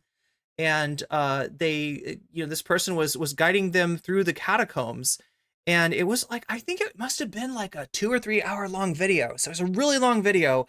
It's sort of longer than a video that I would naturally watch all the way through. Normally I would watch a video like this for, I don't know, an hour and a half, and then I'd be like, all right, that was kind of cool, right? But this video had a hook, and here's what the hook was. You get like halfway through the video, and the guide disappears, right? The guy that's taking them through the catacombs disappears, and the rest of the video is them frantically wandering through the catacombs, trying to use their footage on a battery that's draining. Their battery, they're on their camera, is draining, and the only way that they can find their way out back is to watch the footage and try to figure out which way did I turn here, which way did, okay, go the opposite, right there. So there's a lot of investment here. So you get halfway through the video and you get to the point where you're like, I don't know if they're going to get out of there. Now, obviously they did. It's a YouTube video, right? We wouldn't have the YouTube video if their footage was never found, but you're very invested at this point in knowing how they got back. And when they finally get back to their hotel, they get one last communication from the guy that was guiding them, where he basically lets them know that he abandoned them on purpose. And he's kind of surprised that he's talking to them again. I don't think that part was real. I think they set it up. I'm pretty sure that he didn't really like abandon them, and not. I think they said, all right, and when you get us to here, like, we're gonna have you like disappear, right? And I'm pretty sure that this was all a setup. But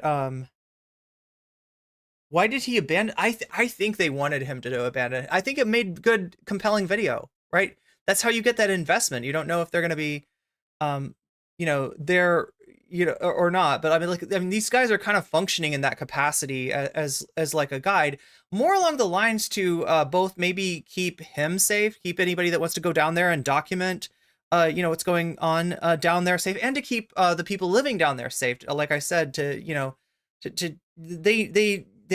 have a relationship with people down there. So I don't know, like, I mean, that's the kind of video that people want. And so when he had the chance to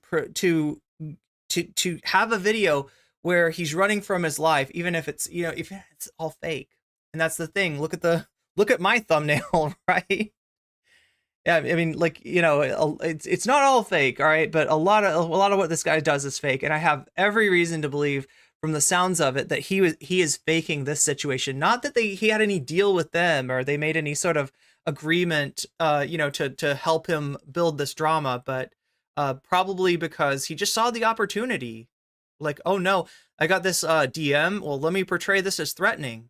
Let me make it look like I'm under attack. And we invited him to come back. This is all in text, so we got receipts, and I said, yeah, come without the cameras, come meet people first. They then clarified that they were not buying substances for the homeless people. Then there's, wait, what? We got receipts, attack them, and that's not. He was also running because he said that we put a hit on him. He said that Holy Smoke had ordered people to attack them, and that's not what happened. That's not at all. But nobody knows what's going on down there. Nobody understands what this area is. And if he wants to portray it like there's these zombie homeless people running around, which is basically what he does, like his whole conceit is to dehumanize the homeless and to portray them as a threat, to add this level of danger, this level of, to raise the stakes essentially of his like Mr. Beast type video. And just, I mean, this is just YouTube strategy here. I mean, he's a piece of shit for doing this, right? But this is what he's doing it for. All what happened. And we invited him to come back. This is all in text, so we got receipts. All in text. I thought he said Texas. And I said, yeah, come without the cameras, come meet people first. They then clarified that they were not buying substances for the homeless people. Then there's this other ridiculous allegation he makes that we buy weed from people in the tunnels. Oh God, Chad Alpha, that's such a good point. What makes me sick is that this guy is trying to make homeless people look bad, but his income is reliant on people suffering. Yeah, well, I mean, he's using them. Yeah, absolutely. We don't do that. That's crazy. Like, what the hell? Like, 30 dispensaries, walking distance right there. Finally, so he's accusing them of what? Buying substances for people down there? Holy Smoke brought forward concerning Well, it sounds like he's almost like when he says they put a hit out on me. Like, what the fuck is that? Why would they do that?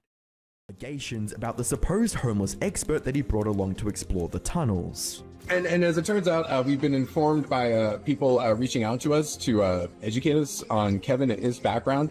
He's part of an organization, or was part of an organization, that has a truly despicable, the worst things you can think of, this organization is involved in. It's amazing he's still alive, given the laundry list. Even the government even got involved trying to stop this group from its heinous activities. And the people that they had working with them, just the most hideous kinds of people. And I don't use that term lightly.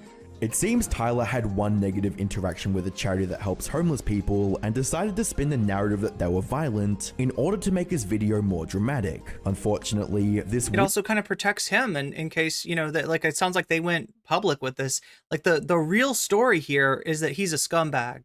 But when he says that the story here is that these maniacs control the homeless population and they're sending people to do hits on him, that kind of that dissipates the shade that would, if they were to, just like see this stuff on other people's YouTube, you know what I mean? That's his way of being like, oh yeah, the guys that are saying that I'm a total scumbag, no, I'm not. They're fucked up, and they sicked the homeless on me. They tried to unalive me, right? And I'm sure a lot of his community is just, He's told them a good story now.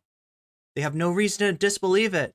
Wouldn't be the only time Tyler plays up a non-existent danger to make a video more entertaining. The second video that showcases Tyler putting shock value over accuracy was the "I investigated the country where every drug is legal" upload. Would that be Portugal? And right off the bat, the title is completely inaccurate, as Vancouver is a city— Oh, Canada. Canada, I'm sorry, Canada? Yeah, he means like Vancouver's a city in Canada. Not a country, and substances weren't made legal there, but rather decriminalized. This means an individual over the age of 18 won't be arrested or charged for possessing small amounts of certain substances, not all of them. Throughout the video, Tyler repeatedly— So just fraud, not in the legal sense, because I'm not making a legal claim, and this is all under the rubric of allegedly, but what appears to my eyes to be fraudulent. stated that substances were made illegal and that this was the root cause of homelessness in the area, when that wasn't the case. This is Vancouver, Canada. Yeah, there's a lot of distortion around the reason for homelessness and the solutions for homelessness from this guy. A city that made every legal addiction, overdose. Okay, we gotta kind of be careful with some of this. By making them legal, but many Canadians think it's done the exact opposite. So I went to downtown Vancouver with my friend Kevin, a social worker and addiction specialist, to see the impact decriminal. Now, I don't know if we're going to get into this yet, but some of the people that he cites as experts, some of the people that he does use as guides or as guests in his videos, some of their motives are not clear from his telling of who they are. And when you look into their history, you find that there's a lot more. It's a lot bigger controversy section than you might imagine. Has had on the city. Oh my god, I just don't know. With pipes, torches, and every other. There we go. It's because there's head shops. There's head shops in Vancouver, so therefore, we got to be careful though. Criminalization of eventually referring these people to social services and addiction counseling. Little did I know, Kevin snuck into one last night, and here's how it looked. Okay, I don't know if they're gonna blur enough stuff to satisfy Twitch, but this is where they're handing out harm reduction needles, supplies, and whatnot. We're just wondering if we can hear your opinion on what's going on out here in Vancouver.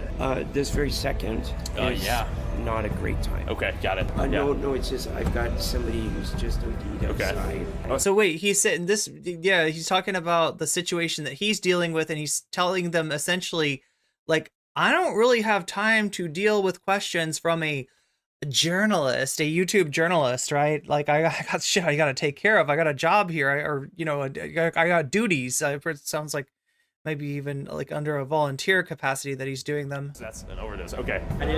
That is what a with sleep exhaustion overdose looks like. Meth overdose in real time right now. Ambulance is probably coming for him. You look at Dana doing his thing. So this is complete chaos. The man in that clip was a volunteer at an OD prevention center who was unfortunately ODing after his shift. That's, feels ultra negative. It was a smear piece. I was really disappointed, and I felt kind of used. It's terrible to think that someone in distress who was having a difficult time was being filmed and put on the internet for likes and clicks. And it's disgusting that people think they can come down here and film people when they're having a difficult time in the downtown. So yeah, you thought war tourism was about? Welcome to poverty tourism. That is, I guess, the larger umbrella over what Tyler's doing with this. At every chance, Tyler depicted the substance situation in Vancouver as chaotic and dangerous, without realizing how his actions affected those who were already struggling. It seems Tyler wanted to make these uploads as inflammatory as possible, and it was only a matter of time before his quest for a juicy story ended in tragedy for someone else. On the 4th of March 2024, Tyler uploaded his "I Investigated the Poorest Region of America" video, which featured him documenting his journey across the impoverished areas of West Virginia. known for its many negative stereotypes, ranking #1 in depression, #2 in poverty, and #4 in drug addiction. I'm gonna visit the poorest towns in this dead state once fueled by its booming coal mine industry, starting in the third poorest town, Martinsburg, and ending in Odd, West Virginia, home of the Whitakers, the most inbred family in America. While the What are you doing? first half of the video was nothing out of the ordinary for Tyler as he interviewed various residents on the conditions of the area, it was the final third of the video that would ultimately land him in hot water. By the 19-minute mark, Tyler would go to visit the Whitaker's family to drop off some supplies and ask them a few interesting questions. You might be wondering why I've driven all across West Virginia to meet these people. A couple years ago, I saw this video on YouTube titled Inbred Family, The Whitakers, where this guy, Mark Laida, records his interaction with a family suffering a long history. Now, I've heard of this channel, Soft White Underbelly. I don't really remember, like, if they're, like, are they maybe, like, they're not as exploitative as, I don't know, are they doing the same thing that Tyler's doing, or are they better? Of inbreeding. Do you remember anything about your life? And you lost your other brother. 9 days later, he uploaded this to his YouTube channel. This is not I'm not trying to create a TV show where we're doing follow-ups on people, because I could easily do that. I try to resist doing that. You know, because you know, people, like, I see the comments sometimes, oh, you're just exploiting these people. Tyler then went on to speculate on Mark's true intentions for the Whitakers, as he brought up the GoFundMe that was made for the family, as well as the potential ad revenue from the interviews with them. Now, assuming this contract even exists, it immediately raises a red flag when you consider that Mark has made 13 videos with the Whitakers, with a combined total of 89.13 million views. In every one of these videos, Mark currently has a GoFundMe link with the mission to help the Whitaker family. What do we think about Soft White Underbelly? Like, right? I've heard of this channel. I don't really know much about it.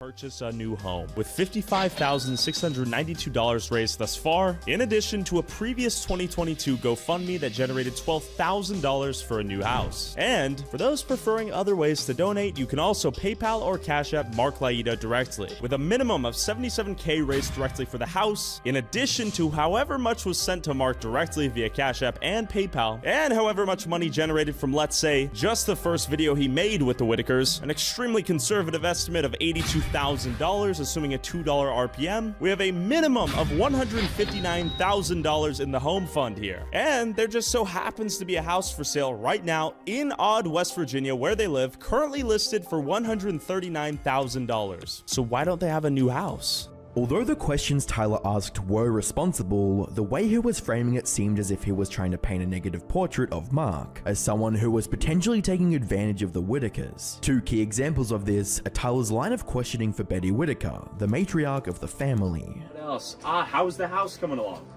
What house? I don't know what house. We have to Mark about the house. What did Mark say about the house? Paige wants to get an update. I don't know. Okay. Do you think he's... Mark told we ain't got no more money in there. I don't know. Okay. Well, no one told us. From my understanding, there's like, I don't know, $50,000 or $60,000 in there? Yeah, it definitely seems like he's helping them financially. I just can't tell how much of it is, like, you know, a fig leaf on the, like if they're, I guess you could imagine a situation in which they're being, you know, compensated, or that he's helping with the GoFundMe and stuff like that, but it's more of a fig leaf situation where he's also exploiting them, or if he's actually covering them in a compassionate way. And I don't think we really have time to go into, you know, check out Soft White Underbelly to see. Has Mark giving you guys an update? No. And his closing statement to Mark about, quote, having any honor. Started a GoFundMe linked in this video's description and donated $10,000 of my own money. And Mark, if you have any honor, let's combine whatever my viewers and I raise, your two GoFundMes, and let's get the Whitakers a new house for real. Soft White Underbelly is interviews with disenfranchised people. It is exploitive a bit, but it's consensual, and they are getting something, you know, getting a lot out of it. Maybe not. Tyler has a history new house, of sensationalizing stories that he covers, and this time, he was putting forward the narrative that the funds being raised by Mark weren't going to the right place. I mean, in a way, as sad as it is to say, this is classic YouTuber drama. Unfortunately, Tyler was like, as in drama that's engaged in for clicks. But to find out that was never the case. Within hours of Tyler's investigation going live, Mark would make a response to the situation with a video titled Whitaker's GoFundMe, The Problem with Social Media. Hey everybody, this is Mark. I thought I'd address something that a lot of people are have questions about. There's a young YouTuber named Tyler Oliviera, I believe I have trouble. Yeah, Oliviera. Name is Tyler Oliviera Investigates or whatever, something like that. But he posted a video about the poverty in West Virginia, but he spent some time with the Whitaker family in West Virginia and asked a lot of questions about the GoFundMe that my channel has that benefits the opening makes it obvious that this is just a freak show to him. You're talking about to Soft White Underbelly family. And I thought I'd answer everyone's questions because I'm sure if you've watched that video, you've got a lot of questions about what's going on with the GoFundMe for the Whitakers. Mark continues by explaining the purpose of the GoFundMe that was created, as well as the flow of money from the fund to the Whitakers.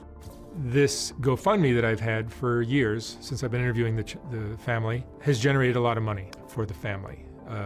It was always designed to help them with their living expenses, and then like end of last year, we changed it to, we started a new GoFundMe, and I tried to start a new one so it would look like this is how much money we're gonna get for the house. And as we accumulated money for that, I was thinking, hey, we're getting closer to our goal. But the problem has been that Betty and Larry will call me every 2 weeks, every 3 weeks and say, hey, we need money for a car. Larry wrecked his car. We need a new car. We need food. So there's an issue right there, right? You know, how much do you kind of want to let them, you know, call, if you're raising money on their behalf, you kind of want to let them call the shots as far as how it's being used. You don't want to be like overly paternalistic about it and you know, micromanaging like what the money goes for. But yeah, I guess you just don't know. We need this, we need that. It's always an emergency. And when they tell me they need money, what am I going to say? No, you can't have it. We're saving it for a house. So I give them the money. Sometimes it's 5,000, sometimes it's 4, sometimes it's 6, or one time it was 14, sometimes it's 3 or 2, but it adds up.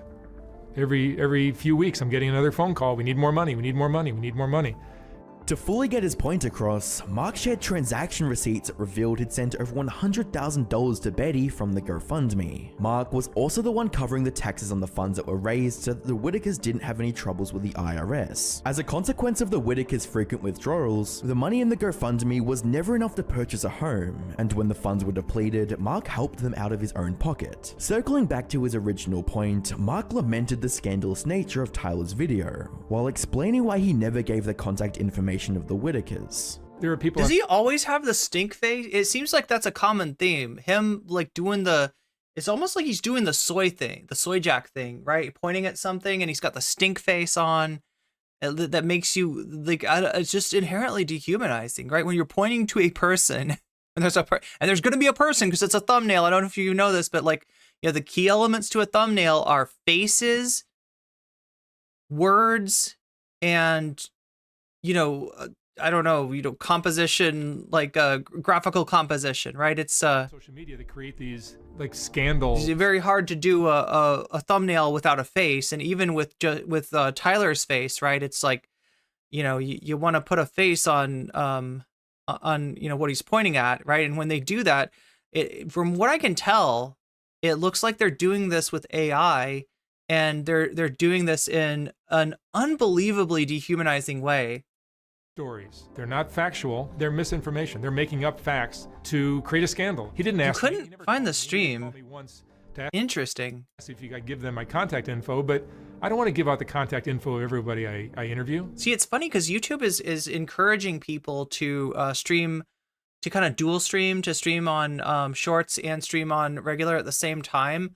But it maybe getting in the way of notifications, right? If there's 2 notifications that go out in succession, I don't know. Like, see, this is the whole thing about YouTube is they roll out these new, you know, these new things, and they never really let you know that some of the stuff might actually hurt your channel. Shorts is a great example of that. Shorts, doing short videos for your channel was a great way for a lot of people to increase their subscribers, but they also, at the same time, they segmented their audience so that when they put out a long form video, it would get served to some of the shorts people, and the reticence that people that watch shorts have to click on a long form video actually was hurting their channels. So, you know, they're not great about taking care of the channels as they roll these things out, unfortunately.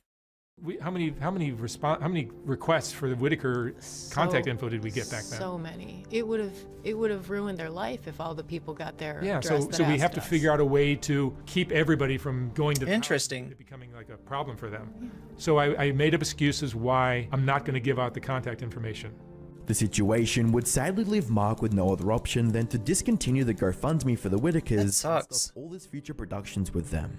These revelations almost immediately resulted in serious backlash for Tyler. And yeah, this is something that sounds like Tyler. I mean, look, there were problems with what he was trying to do. Like, I don't blame Tyler for them not getting the house, but it sounds like from what Internet Anarchist is saying here, that Tyler was at fault for him having to discontinue the GoFundMe for them and the doing follow-ups on them.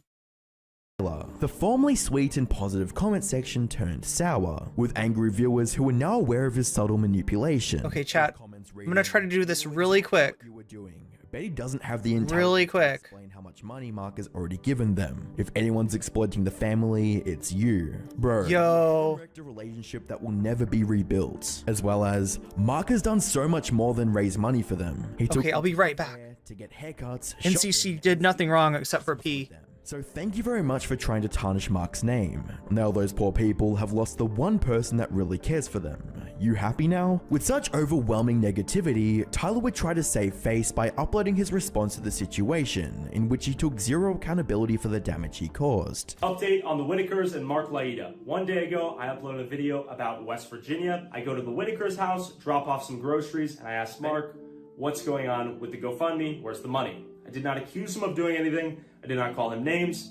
I merely asked the question I myself was curious about, and thousands of other people in Mark's own channel have asked him, which is to help buy them a new home. Tyler was trying to downplay the nature of his statement and the questions that were directed at Mark. Asking a man if he has any honor in a situation that involves helping the less fortunate is a jab at his credibility. No matter how you look at it, Tyler's next move was to shift the blame to Mark for not accurately updating donors on the flow of the funds. My problem with this is A, he could have just updated the viewers every couple months. That simple. The goal of getting them this house is not real, nor will it ever materialize. Any donor sending money to that GoFundMe is under the impression it is going towards the larger purchase of a home, not for random living expenses that Mark will send their way in the chunks of $4,000 to $5,000 every 2 weeks to a month. There's no money left in the GoFundMe. As the money comes in the GoFundMe, the money goes out of the GoFundMe. This was followed by Tyler downplaying his impact on the relationship with Mark and the Whitakers. I've basically ruined the relationship between them,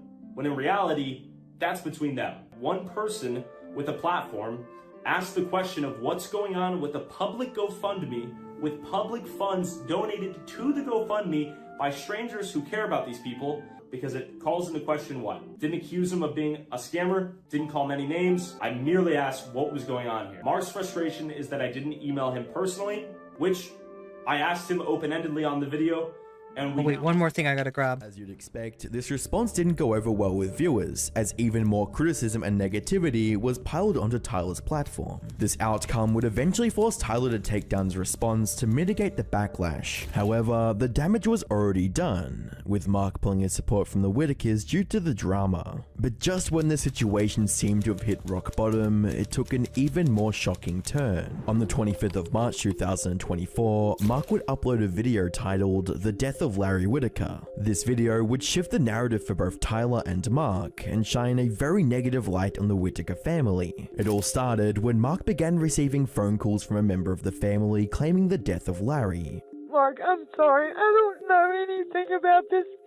If you could just help me this one time.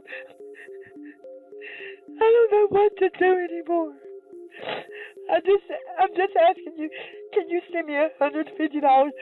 I promise after I get everything's arrangements for my dad. I never thought today would be the day I would lose my dad. I received the message you just heard from Larry's daughter, BJ, about a week ago. Oh my god, this has taken a dark turn, hasn't it?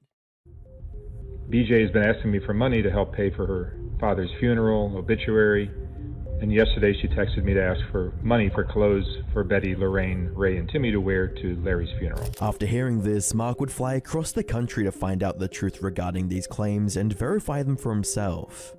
Like the only look, I'm not gonna try to complain, and I definitely don't want to use like my channel to vent. All right, but the only thing that I would like from YouTube is if they would do enough to assure that the people that they have trying out their new features for them, because essentially that's what we're acting as, you know, we're beta testers for them. Like if they could just do enough to ensure that we're not hurting our channels in the process, because that's the scary thing.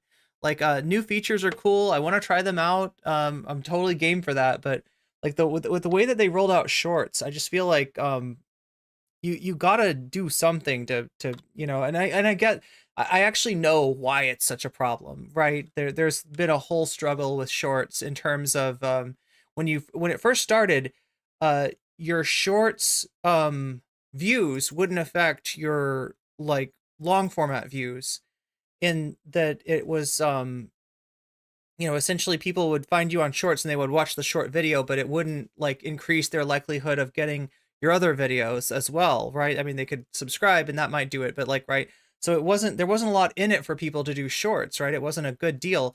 And then they were like, oh, we got to figure out a way to hook that up so that they do that. And that now that they have hooked it up, what they've done is they've given people who do a lot of shorts and a lot of long form videos a segmented audience. So now what they're, you know, I don't know if they mean to do this or not, but the incentive is to either do shorts on your channel or to do long form content. It's not beneficial to do both. And it's like, if they would just kind of boost like their new features enough to make sure that whatever downsides that you run into in your beta test of their product were, you know, you're getting it back on the other side. I don't know.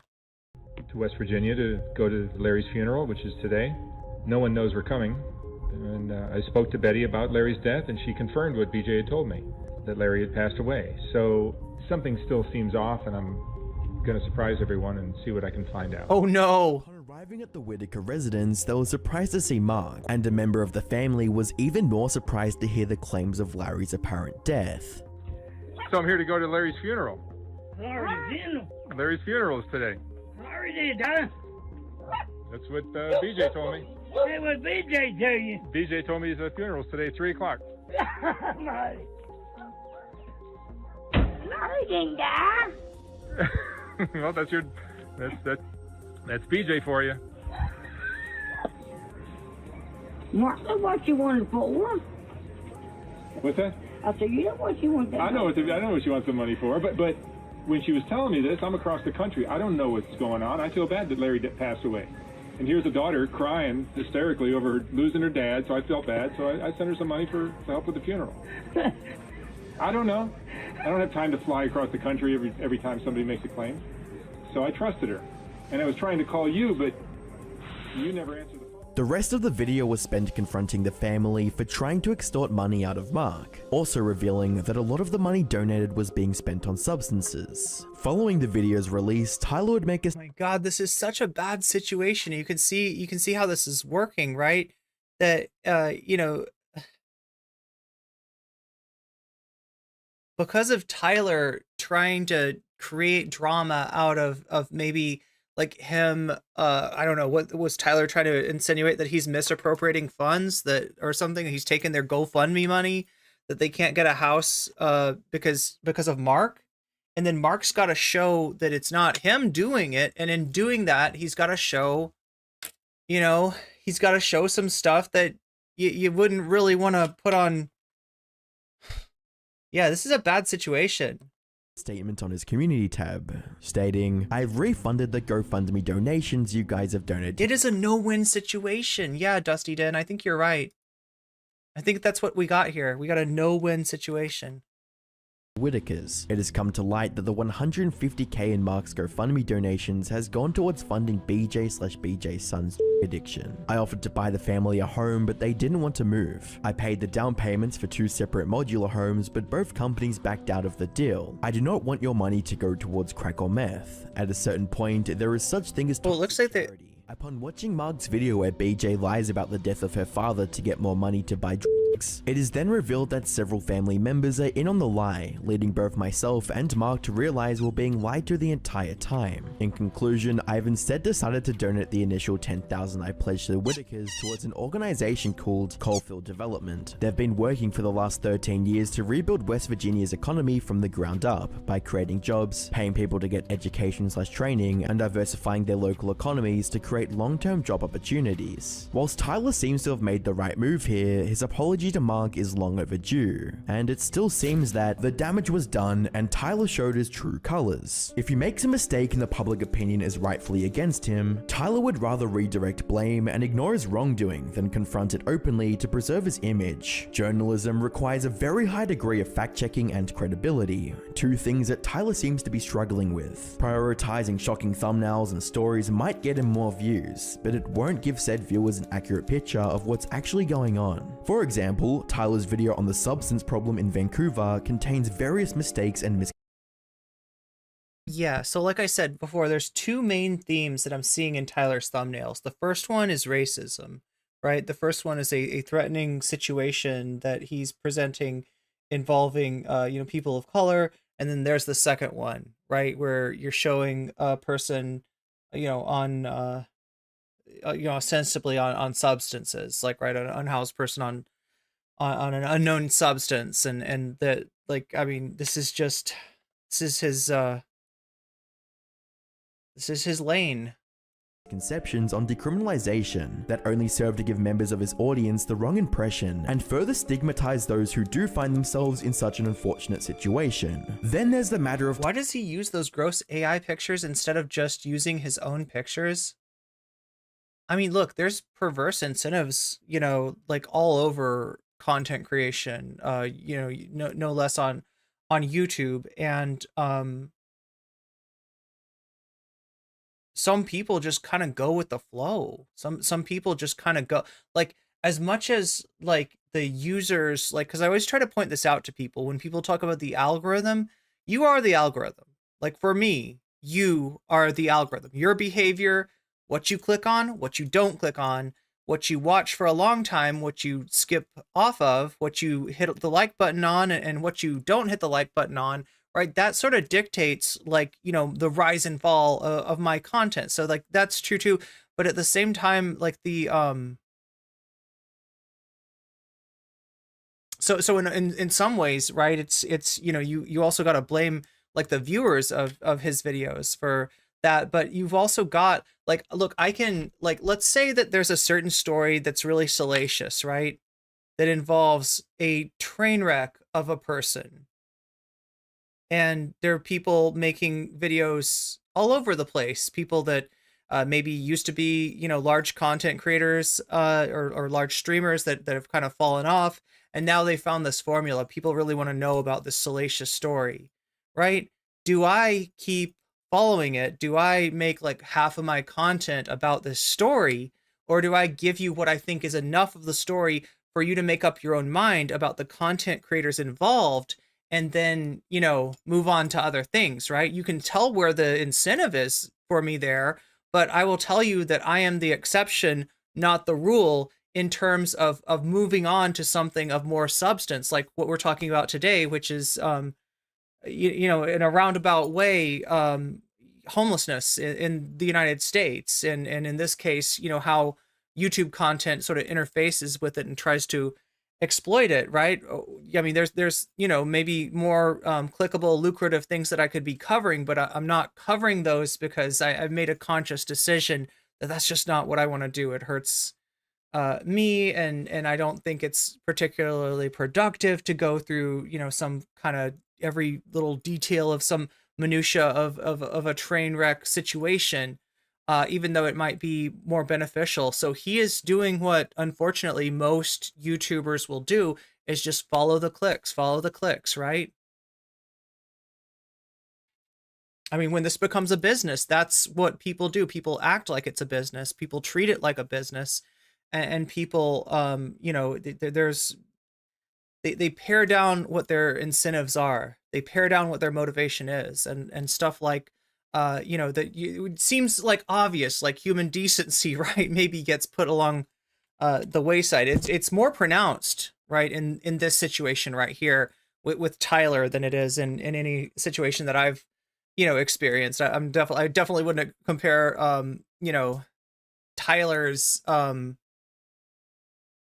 incentives and his content strategy to anybody in my spheres. I don't think there's anybody doing anywhere near this kind of harm, but you get the kind of idea of how this works, right? Tyler walking the fine line between highlighting the less fortunate in our society and profiting off them, as some of his thumbnails feature him pointing at people and calling them zombies or mole people. Tyler has a pattern of crafting a provocative story first and worrying about the consequences later, which often leaves those he covers. See, this is literally, like, if you watch YouTube, how to make thumbnails, how to make videos, right? A lot of videos say this, right? New YouTube creators make a video first, and then they're like, okay, how do I make a thumbnail for this? How do I make a title for this? And a lot of times that they find, even though this video that they made was a passion project, it's something that they're interested in, it's something that they care deeply about it, they paint themselves into a corner, having made a video that doesn't have a keyword that goes with it, that doesn't have, something that is algorithmically, that acts on the algorithm and brings views to it. And so then they just are like, okay, the video's about this, so this is the title of the video, and these are some pictures from what I'm talking about in this video, right? And they're like, why aren't people clicking on my video? And so these channels that help creators or advise creators will tell you, well, here's your mistake, right? You did your video first, and you should have done your thumbnail and your title first, right? If there's no thumbnail for it, if there's no title for it, if there's no keywords for it, you don't have a video. You have a passion project. You do have a video. You literally do have a video, but you don't have any way of getting people to see it. If there's no way to make, a subject interesting for people, then I don't know how in the world you'd ever get people to watch it. And that's what he's doing. But this is that stuff that, YouTube thumbnail and title, type advice channels. This is that advice taken to its logical extreme. And you can see how disturbing it gets. As collateral damage. Wait, really? Okay, that's how he ends it too. Yeah, that's a very YouTube thing to do, actually, to end a video like that. You might not understand it. You're like, wait, why are you just ending the video? Because he wants you to watch it till the end. And if he goes like, so we've talked about Tyler Oliviera, how he blah, blah, blah. If you get the feeling that we're ending, most people just like, that's their cue of like, okay, the video's over. They don't want to sit around for a synopsis. They don't need a conclusion section. So instead, a lot of YouTubers will just like sort of end the video and be like, here's another video that you can click on the diaper guy. You've seen the homeless exploiter guy. Now it's time for the diaper guy. Diaper guy's up next. Diaper guy's got next. That Starfire thumbnail. Oh yeah, I love that thumbnail. Wait, that's just from the show, isn't it? That's actually like what Teen Titans looks like. They do that wacky stuff on there. What is that? Boy in a band? Oh my god. Corpse Husband, Fallen Off Rappers, Fallout.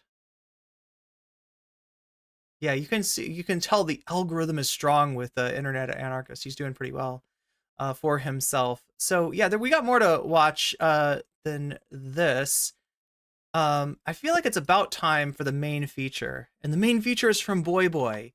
So yeah, this was 6 days ago that Internet Anarchist made a video. 2 days ago, Boy Boy picked up on this story. And as you can see down here, Hasanabi, where Boy Boy goes, Hasanabi is not far behind. This is kind of what brought, this is kind of what brought the attention that this is getting. And I'm glad it is, right? Because this, when I first saw this channel, right, I was kind of like hoping against hope, like maybe this is not what it looks like, right? Maybe this guy is trying to bring, awareness to the plight of unhoused people. And so I watched through a video and, sure enough, it's not. It's horrible. It's not just, him exploiting people. It's also him bringing in right-wing commentators, right? Or so-called independent journalists to opine on why they think that housing first is not a good idea. I mean, it's literally propaganda. It's literally anti, housing. It's like landlord propaganda. It's cop propaganda. It's gross. And I was like, God, somebody's got to do something. But I know that like one voice crying in the night, if I put his name in the title, right, all I'm gonna do is get his fans to come in here and dox and harass me, right? I don't need that. But I was like, just like, somebody's got to do something, and people did. I feel like Thought Slime maybe was like the first person on this, so good on you, Thought Slime. Good on you, Thought Slime, putting that big channel to good use. Here we go with Boy. We'll watch. We'll watch Thought Slime after this. Sound good? Oregon, the city where every drug is legal. This is San Francisco, the city that pays drug addicts to use drugs. Are you smoking crack right now? Is that what that is? Are you on trank right now? Is that why you're nodding out? What are you using? Is it meth? People appeared lifeless on the corner of every street, and it was impossible to tell if they were just high or dead. I didn't expect to play journalist today, but I guess I am. I investigated the city that banned police. Amazing. What's weird is like you see him there in a bulletproof vest. Does he actually wear that when he's going out to visit people? To visit people, yeah, paying a nice little visit. When he goes out to interview people, is he wearing that, or is it just for his thumbnails? I didn't know they did that in America. No. Have you heard about a city in America that banned police? It might not be America. True. It could be this suburb we're in right now, and we're just finding out. This is Seattle, Washington. Whoa. Drug addiction. So you see what we're doing here? He's just talking about the Chaz/Chop. Homelessness, racism, protests. And if you're from Seattle or you know anything about Seattle, you know that they did not, in fact, ban the police. The police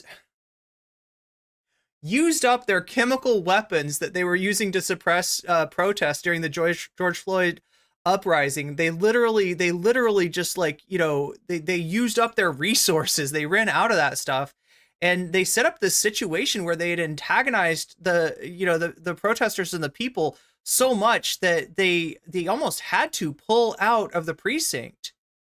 And in a lot of ways this was a setup. In a lot of ways they had a media narrative that had gotten out of control, and them withdrawing their presence from that precinct in Seattle was the only way that they could get it back. Now, once they pull themselves out, then whatever happens in that area is now the fault of the protesters. The cops are gone. It's not the cops doing the things. Now it's the protesters doing stuff. And surprise, surprise. Yeah, like a lot of the, negative, anyway, it's its own story. Crime. Where how's like drug addiction and all these other things and people dying is the same as someone yelling Free Palestine on the street? It's exactly the same. It's chaos. Chaos. This destroys a city. Crime. I am being trafficked against my will. Chaos. Are you on fentanyl right now? He's pooping. Wait, you're taking a poop and free fentanyl? Imagine you see a man pooping and you're like, sick, YouTube, paycheck, let's go interview him while he's shitting his pants. Hey, are you doing poo right now? Whoa, dude, that's weird. Is that poo? Do you know that's weird? You know you're not meant to be pooing. Do you know I'm meant to be filming you poo? Because what I'm doing is illegal. Probably more illegal than you pooing in public. Like non-consensually filming someone else take a shit. Yeah, but it's crazy because it's like... You should be ashamed of yourself, you dirty, dirty little... 3 years ago in June of 2020, Seattle protests emerged following the death of George Floyd and denouncing racial injustice and police brutality. In an effort to placate protesters, the mayor surrendered 5 blocks... Sounds like I got the year wrong. This was actually 2020. ...of the Capitol Hill neighborhood. And the police evacuated the zone completely, leading protesters to occupy the zone. So I know a little bit about this area because a long, long time ago, I went to school near here. Should be ashamed of yourself, you dirty, dirty little...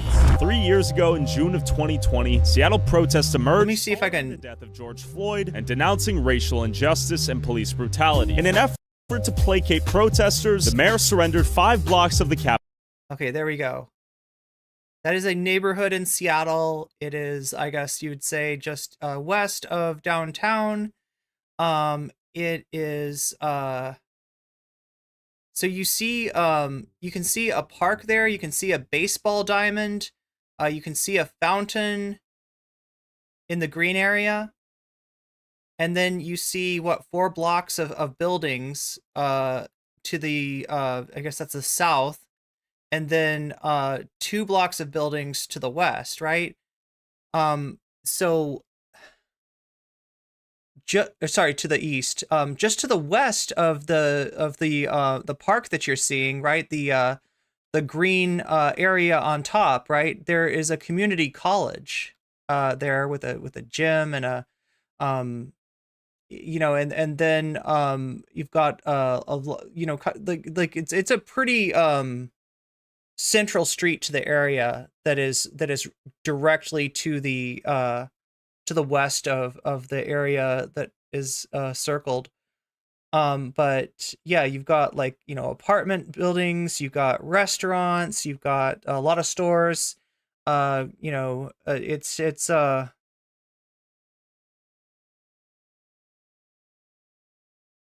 and you know, you got a situation where there was a lot of sympathy for the protesters. In fact, that was probably part of what their strategy in trying was for, right? The protesters, even to like local businesses, right? Even to local landlords, even maybe, you know, were more sympathetic than the police were, right? The police caused all kinds of problems up here. A lot of the protests like took place like right in this area, if I remember correctly, right to the west of the park.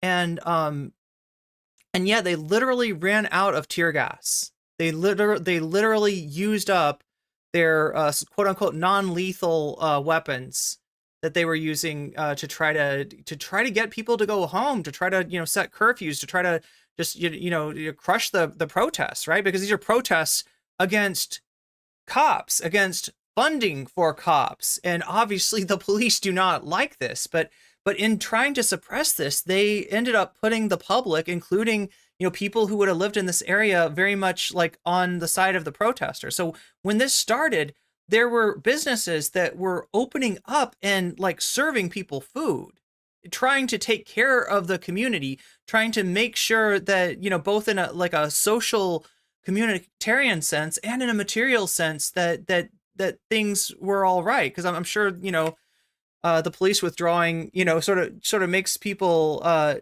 nervous, and you know, through setting up a situation in which chaos was certain to ensue, and making sure that the police were withdrawn so they could wash their hands of it, they were able to blame the chaos on the protesters. And that's essentially what happened here. Capitol Hill neighborhood. The police evacuated the zone completely, leading protesters to occupy the zone, banning police from entering, and declaring independence as the Capitol Hill Autonomous Zone. Chaz, later renamed CHOP. So yeah, no, like, look, nobody can ban police from entering. Like, you can you imagine? Can you imagine? Like, right? You're with your friends, maybe partaking in some activities. You know, maybe some you know, Cheech and Chong type activities, and there's a knock on the door and they say police, and you say, I'm sorry, police are banned from here, you're not allowed to come in here, right? Good luck. Yeah, no, you can't ban the police voluntarily withdrew. And when people would call the police because, you know, a situation was out of control, and, you know, it's a situation that police, even on the cursory areas, even on the periphery of this autonomous zone, right? It's not like, like, I mean, there were efforts made to kind of, you know, control, you know, who's coming in, and I don't know how to explain this. I think they moved some cinder blocks and stuff like that, and to try to, you know, just like, but there's no way that you can enforce a no police zone. That's just not a thing. If the police aren't there, it's because the police don't want to be there, and the police very much did not want to be there because they set up a situation where it was going to get nasty.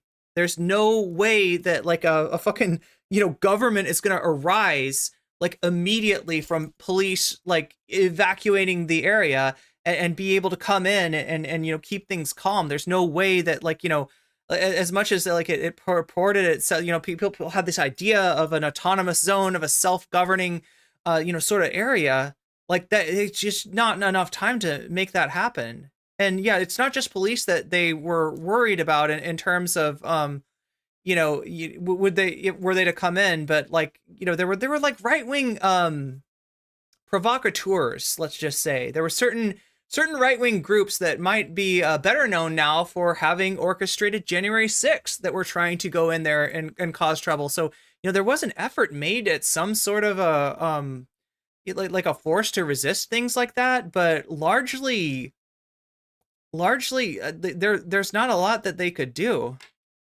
I think the mayor banned police. No, I think the police left, but then he said the protesters banned them from entering. I mean, they did. Yeah, but that's not how it works. If police want to come in, they're not going to walk in and then see a sign that says no cops. Oh, and be sorry. Like, we can't go past this sign. You mean the police chose to leave? Sorry, police, this is illegal now, according to me. Did you see the sign that's over there? Are you a cop? No cops allowed. Also, didn't this last like 2 weeks or some shit? 2 weeks, like 4 years ago? Yeah, so he's doing it now? CHOP, as protesters vowed to occupy the zone until Seattle's police budget was cut in half. Was it cut in half? We would have heard about it if suddenly somewhere in America was like, oh... So technically what he said wasn't untrue. He said they vowed to not, you know, not abandon, like, there was some vow about, you know, people were trying to get the city to defund the police, right? And there may have very well been a vow made, but no, it wasn't. It's like strongly implied in what he said that the police budget was cut, and they're gonna look into the factuality of that. It was the budget of for police in Seattle actually cut? We're not giving police $1 billion this year. Police budget grew to more than 370 million from 355 million in. So the only thing that might have been cut was maybe like the increase, right? It's an increase of, what is that, like 15 million? And maybe they had planned for a larger increase. Maybe they'd planned for a 30 million increase, but they only got 15 million. I don't know, but yeah, that's definitely not cut in the way that, you know, we normally think of a budget being cut. 2022. So it went up by 15 It went up by 15 million. So that's what he means by cutting it in half. It means cutting it in more. In November 2021, so right after Chaz, the council never cut funding for a single police officer. Well, but he just said they cut it. But how did Seattle get to this boiling point? How did these events permanently impact the city? And what does the future of Seattle look like when considering the problems it faces today? I met up with Seattle journalist Jonathan Cho to go boots on the ground and see the state of Canada. Okay, so like I said, like, I mean, this is where this area, I have a little bit of an insight on this area because I went to school there, not during the, you know, the, you know, Chaz Chop era, but before then, I sort of know the lay of the land. I don't know about this. What is this guy's name again? Can we do a little research on this guy? This is supposedly a local independent journalist. I'm gonna kind of press X to doubt here. Events permanently impact the city. And what does the future of Seattle look like when considering the problems it faces today? I met up with Seattle journalist Jonathan Cho. Jonathan Cho. Okay, so yeah, anybody that knows more about Seattle than I do, can you tell me anything about Jonathan Cho? I don't think he's a journalist, as in like he works for a newspaper or works for a television station or anything. I think it's, you know, maybe self-styled journalist. Go boots on the ground and see the state of chaos in Seattle today. Going to these camps, you have to have an exit strategy. I know all the entrances and exits. That's one. We know where to go.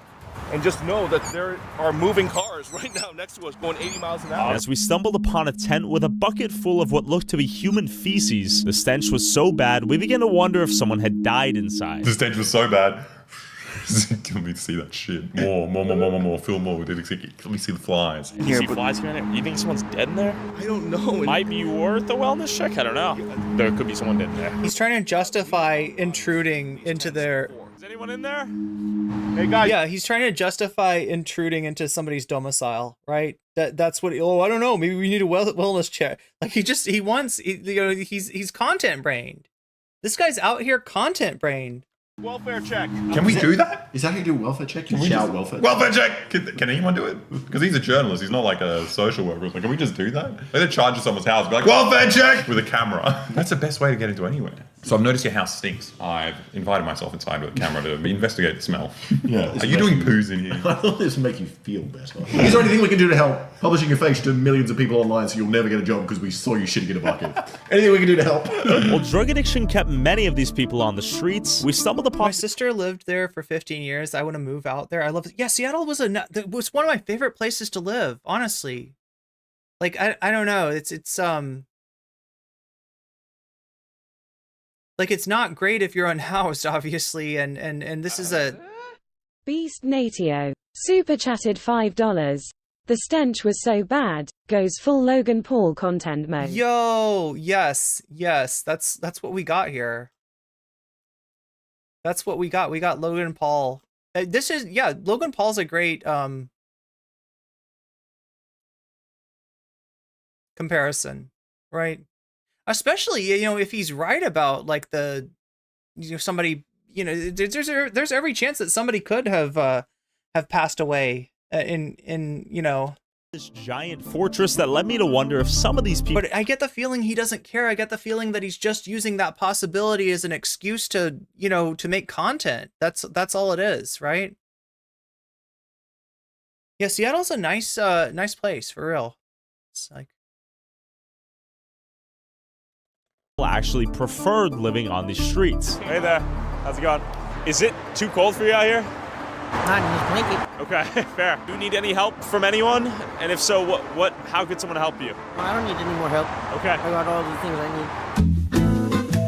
need. Notice what he said. He said he's choosing this. Oh, the lifestyle. The lifestyle. Do you see how much they're fishing for this answer? That's not exactly what they heard from the person they were interviewing. But they want to portray a situation in which this is not this is not the fault of the landlords. This is not the fault of of the commodification of real estate. This is not the fault of developers, right? This is not the fault of policy. But this is a moral failing on the people experiencing the homelessness. This is how you take an issue like homelessness and redirect the justifiable outrage at it against the people being victimized.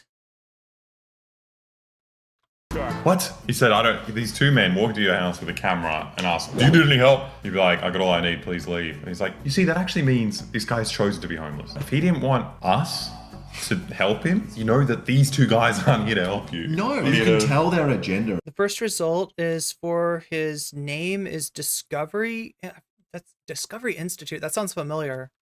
Immediately. Again, Chad, it's been a while. If someone Not really. around like this, like social workers don't do that. No. Who is this guy? Who's this journalist? Who? It's Tyler. No, the guy he's traveling with. Down there, Jonathan Cho. Powered by Turning Point USA. Whoa. Like, this guy's just a Turning Point USA guy. He's just... Yeah, thank you for the $5, Beast Nation. He's like a right-wing influencer. Let's just visit these homeless encampments with a guy who wants to kill all homeless people. But why would Tyler pick this man specifically? And why not, like... Yeah, Jamie SMB says, even if chosen, it's not an excuse to trample their life. Yeah, it's like... And look, there's a lot of ways that they can justify this claim that it's chosen. In my, like from having looked into this a little bit, right? A lot of the situation, a lot of the problem, and when we talked about, housing first and how it's actually been implemented as a policy in Finland and how it's working. This is an American, designed policy that was just never implemented, full scale in the United States that Finland took up and had great success with, right? Housing first is not about like, okay, are you clean? Can we drug test you? Can we put you on a curfew? Can we restrict your life in all kinds of ways so that you no longer feel like it's your life? it's about putting people in housing, right? And it's not, you saw like what they had. These were like efficiencies, I think, where they were placed in first, where they've got a bed, they've got a room, but essentially their common area, the bathroom, the showers, the kitchen is all sort of common, and then they try to when they can place them in a place which is like an apartment sort of situation. But that's what works. That's what gets people off the streets. What doesn't work, what doesn't get people off the streets, is these weird paternalistic, heavily restricted programs that seem to be just fishing for excuses to kick people out, right? Because that's what's kind of available in terms of housing in a lot of American cities. Tell us. But intrigued by this unspoken tension felt throughout the city, I headed towards the Capitol Hill neighborhood where the events of Chaz began. But on our way there, Jonathan saw an abandoned building being broken into, and we sped onto the scene to investigate further. How did you... What are you, a cop? What the fuck was that? If you had to... We sped on to into the area, like, we saw a house being broken into. Anyway. Sorry, anyway, it's not relevant, but it's just fucking bad storytelling. That's just Yeah, lazy. it's just like I saw. We saw it, so we had to drive 10 kilometers that way. No, this guy's like a right-wing influencer, and he has a few places that he wants to visit where he can show this off to this random YouTuber. Or maybe he's a property owner, and these people are squatting in his property. It's like he's a slumlord. We can go film yes, this. Yes. This could potentially be dangerous. Hello. You don't live here, sir. I was sitting here. You're squatting. Yeah. Okay. Yeah, like I feel like we need to get a little investigation going into this Jonathan Cho guy. Okay. You want me to get my stuff? I mean, they don't want people living here. Okay, well, I'll get my stuff. I got some clothes and stuff here, so. Would you like to talk? Like, talk about a precarious way of living, right? Somebody knocks on your door, and like most people will be like, "Who the fuck are you and what do you want?" Right? But these people have to be like, "Oh shit. Do I have to get out of here? Do I have to move? Like, I don't want any trouble." Like, now you're in the situation where some random dude shows up at your door and you're just like, "Oh, I can get my stuff. I can get," like, I don't know. Real quick, now that we're here. It's like we're here to evict you with cameras. He's like, "Okay, I'll leave." But the man was so polite about it. The guy didn't even say you have to leave, and he's so used to being shuffled around that he's like, "Okay, I'll leave." Completely broken man. But before you leave, can we just film where you shit on camera, please? Yeah, come on, show us your asshole. No, I'm saying I'll get my stuff and go. Would you like to share why you're here? We saw you. I'm homeless. You're homeless? Yeah. Okay, so you're squatting here? Yeah. The furniture was already here. Can we come in? How do they not see what's happening in this interaction? Like, I have no idea how a random person watches this and doesn't see these two as the bad guys. Like, this is horrible. This person's pleading, being like, "Please, please, this is like the only place I've found to live." Who even wants to fucking live here? What is this? It's like an abandoned like storage unit? Yeah, what the fuck? He's like, "I'm sorry, I'll leave right now." Just when two random people show up. Can we come in? Yeah. What's going on in here? There's a lot of pretty ladies, by the way. Wow, that was all here. Like, wait, 18 plus. Did you say you go to his Patreon? You go to his Patreon, you get to see. What's going on? Wait, look. You go to his Patreon. This guy's gotta be. Oh no! Did you see what that was? Right. So here's his content strategy. His monetization strategy. Right. You get the videos for free. Watch them on YouTube. Right. But if you want to see the poop, and if you want to see the corn, right? When they bust into somebody's house and they find corn, if you want to just completely fucking intrude into these poor people's lives, right? Go to check out my Patreon. That's fucked up. I want to see a homeless man's porn. That's fucking sick. That's a much better plug than our Patreon. Yeah, all you get with ours is just like heaps of fun videos for really cheap. $5 a month. Bit of porn. So I just have clothes, so I just get it out. Okay. Yeah. And how did you find this place? I was just walking by. Walking by? Yeah, and the door is open. And are these your cutouts? No, these ones aren't. Okay. You say you know the owner? Let's call the owner. I want to talk to the owner. So we call the owner? Yeah, we should. Is there like salsa music playing in this why little is like this- storage locker? This is a party locker. Can't you see these guys are having a lot of fun here with their porn? Is that meth? That's what I do. I'm a woodworker. All right. It's my pipe, yeah. Okay. People have been squatting in here. This connects I bet, to the yeah. rest of the motel. Oh, so there's a tunnel right here. Stop pretending that you just found this place. You know the exact layout of everything here. Yeah. That's why this guy's offering to leave. That's why he reeks of a landlord. Like, there's something about this Jonathan Cho that it's like the way that he is so comfortable with, like, you know, busting into somebody else's house. It reminds me of like a cop or a landlord or something. Like, I wonder what this guy's background is. Because this is his landlord. This guy who keeps visiting knows exactly how this. Wait, is it? To the rest of the motel. Oh, so there's a tunnel right here. Yeah, so when I took up, they tunnel all the way through. Yeah. Okay. You know, about 5 years ago, I took up woodworking, and I could paint. I'm gonna make my worth $50 an hour easy. So you have skills you'd like to use and get employed. So, you know, some people are like, you're 40, you're not gonna fuck and that shit. And now I ended up homeless. Shelters are not safe. Been in many when I was homeless, and staff are always treating you like an animal. Yeah, there's so when they say that people want to be out on the streets, what they mean is that there's not an alternative that they found that's not like, you know, some dangerous place. And especially like if you know, if you're like, the more marginalized you are, like the more like a safety issue is gonna be something that affects you a lot more. Now, baby. This is nice. This guy's trying really hard to not be homeless. Yeah. He's trying to get a job. Well, I think that Tyler's video showing this man's face is really going to help him. Is this your crack pipe? Yeah, good luck getting a job. Also, is there any way I can help you? Exactly. I'm here to help. I'm here to help you. So we crawled through this dark tunnel in the building that led to an even darker room through another hole in the wall to get to this guy's room. Oh, there's lighting. Who's back here? No one. So like, I feel like this guy's like trusting them a little bit, and look what they're doing with it. Okay. This is what I see. Okay, let's check it out. This is my shit. You know, I got my steel saw, my tools right here. We got propane tank right here. Propane tank. Oh, yeah. You got all your tools. I'm a boss. You know, You're a boss, brother. I got my Rays right here, my Ray-Ban. Okay. Is that P right there? Yeah, I didn't dump it out the room. Hey, Okay, don't do the close-up. Okay. Finally, they got someone who's like not completely fucked to say, please don't film my shit. But you showed. Oh, that's very sweet of you, Beast. Yeah. How many views does this have? How many? 7 million people have watched this random man's pee after he's. Is Mr. Beast getting attacked? Okay, so just for the record, right? Mr. Beast is not involved here. We're not talking about what's his name? I should know his name. He has a name. Mr. Beast has a name. He's not just Mr. Beast. But anyway, it's not about Mr. Beast. This guy that we're talking about, Tyler Oliviera, is the Mr. Beast of, like, I guess you'd call it poverty tourism, right? That's like the best overarching like theme that I can give his content. It's poverty tourism.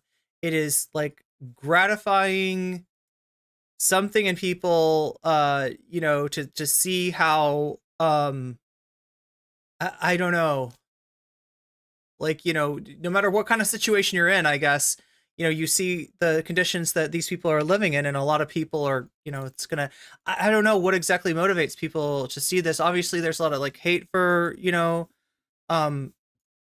unhoused people. There's a lot of sensationalism in here. They really play up any sort of like element of like drugs or addiction, or I mean, you saw that they had like you know, they focused in, well, they blurred it, but they focused in on the person's porn, and they even suggested that, like, they even used that to mention that if you want to see the whole video with no blurs and no anything, no redactions, check us out over on Patreon. It's literally like monetizing, you know, invasive lens of this guy's camera. Said, please don't show where I pee to 7 million people. I'm trying to get a job, so can you not show a bottle of piss?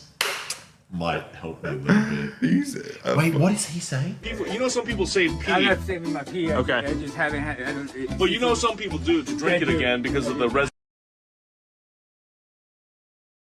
They're accusing him of drinking his pee, right? When it's pretty clear that he's living in an abandoned place that doesn't probably have a working bathroom. And so he's got a bottle that he's gonna use and then take out.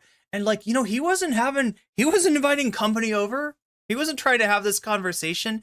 They literally knock on his door and say, you're not allowed to be here. And he doesn't know what, is this the cops? Is this the landlord? Is it what's going on? You know, like, right? So he's just kind of like, I mean, probably in shock. Like, I can only imagine. Do a fentanyl. Okay, not yet. Okay. Oh my God. This man. I think. Okay, so we're getting some information about this, what's his name? Jonathan Cho again? The Discovery Institute is a politically conservative think tank, and it advocates what? Intelligent design? Seriously? That can't be it. It's gotta be something different. Is that where he works? Is that where he's connected with? Anyone watching this needs to. What is this? You've walked into this man's place. He's obviously living in hell. He doesn't have a toilet and he needs to pee. He pees in the thing and empties it. He's like, well, do you know that maybe you're a junkie? And do you know you might actually drink your pee because there's residue? I think what's happening here is... And it's like Tyler's there thinking like, I feel like my viewers would prefer if this man was drinking his pee. Oh my God. Drinking your pee, Are you telling me that there is any other reason to pee in a bottle besides the fact that it has a handle and you can drink out of it? Very suspicious. Honestly, if someone walked into my house, opened up my fucking cistern, opened up my toilet and say, you're probably drinking this, I would kill him. I'm showing it to 7 million people. In a video game, of course, yeah. In what world is that normal? Are you drinking your pee? This guy's like, I'm gonna get a job, I'm trying really hard to get new skills, and like, so I noticed this bottle of urine that you're probably drinking. Have you got on that point ever? Hit rock bottom already, bro. I'm going up. Questions Boom, they seem boom, kind of my pointed, but bed. I'm just curious. My toolbox. If you had an address, do you think you could get a job? I want more than that, dog. I'm trying to build like a real something that's gonna sustain my generations after me. I believe in it. And paint is what's gonna do it. But you know, this is where I'm gonna make my fortune. The plan was to come and help Alex paint with terror painting. Okay.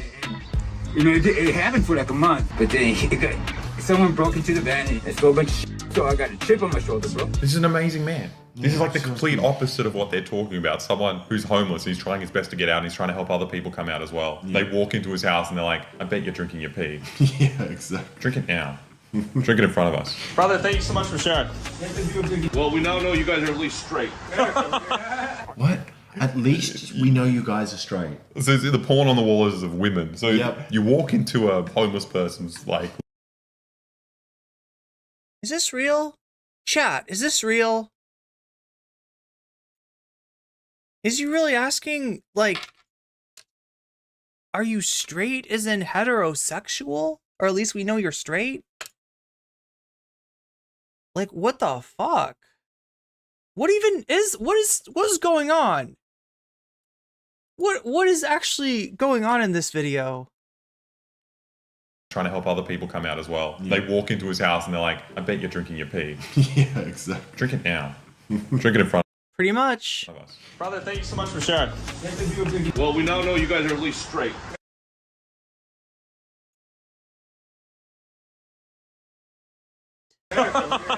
What? What? We know you guys are straight. So the porn on the wall is of women. So you walk into a homeless person's like little like squat and you're like, oh, thank God. God, you're not gay. Imagine if we walked in and there was gay porn. There is no chance of God saving you then, No. These guys walk into a house, been like, good porn, you should drink your piss, I'm out of here. Welfare check. Welfare check. Kind of fucked up because I bet that, like, from the looks of it, like when they came in, when they knocked on the door and said, you're not supposed to be here, right? I think that those people probably thought they were getting moved out. They probably thought, this is it.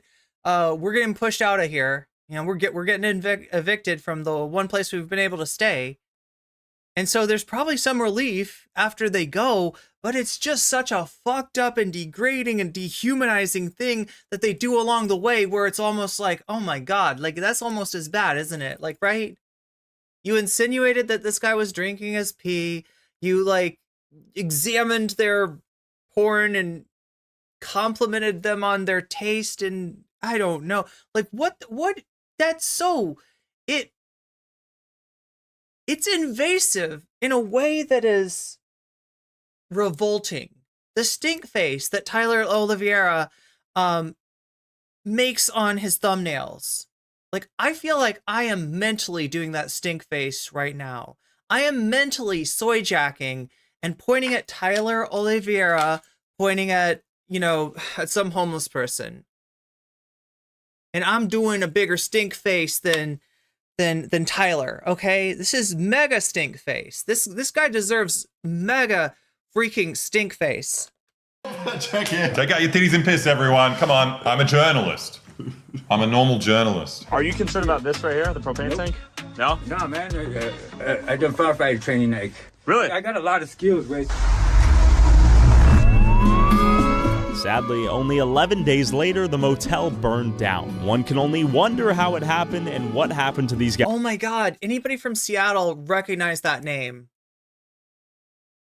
I feel like I've heard of this place before, and I feel like at some point, it used to, like, be like emergency housing? Or am I thinking of something different?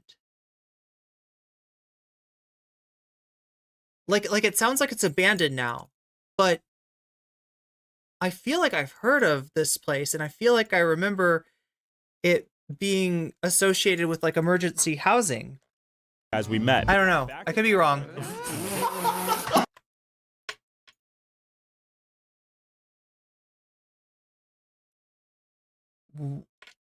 Oh my God, I didn't realize that my thing is on top of the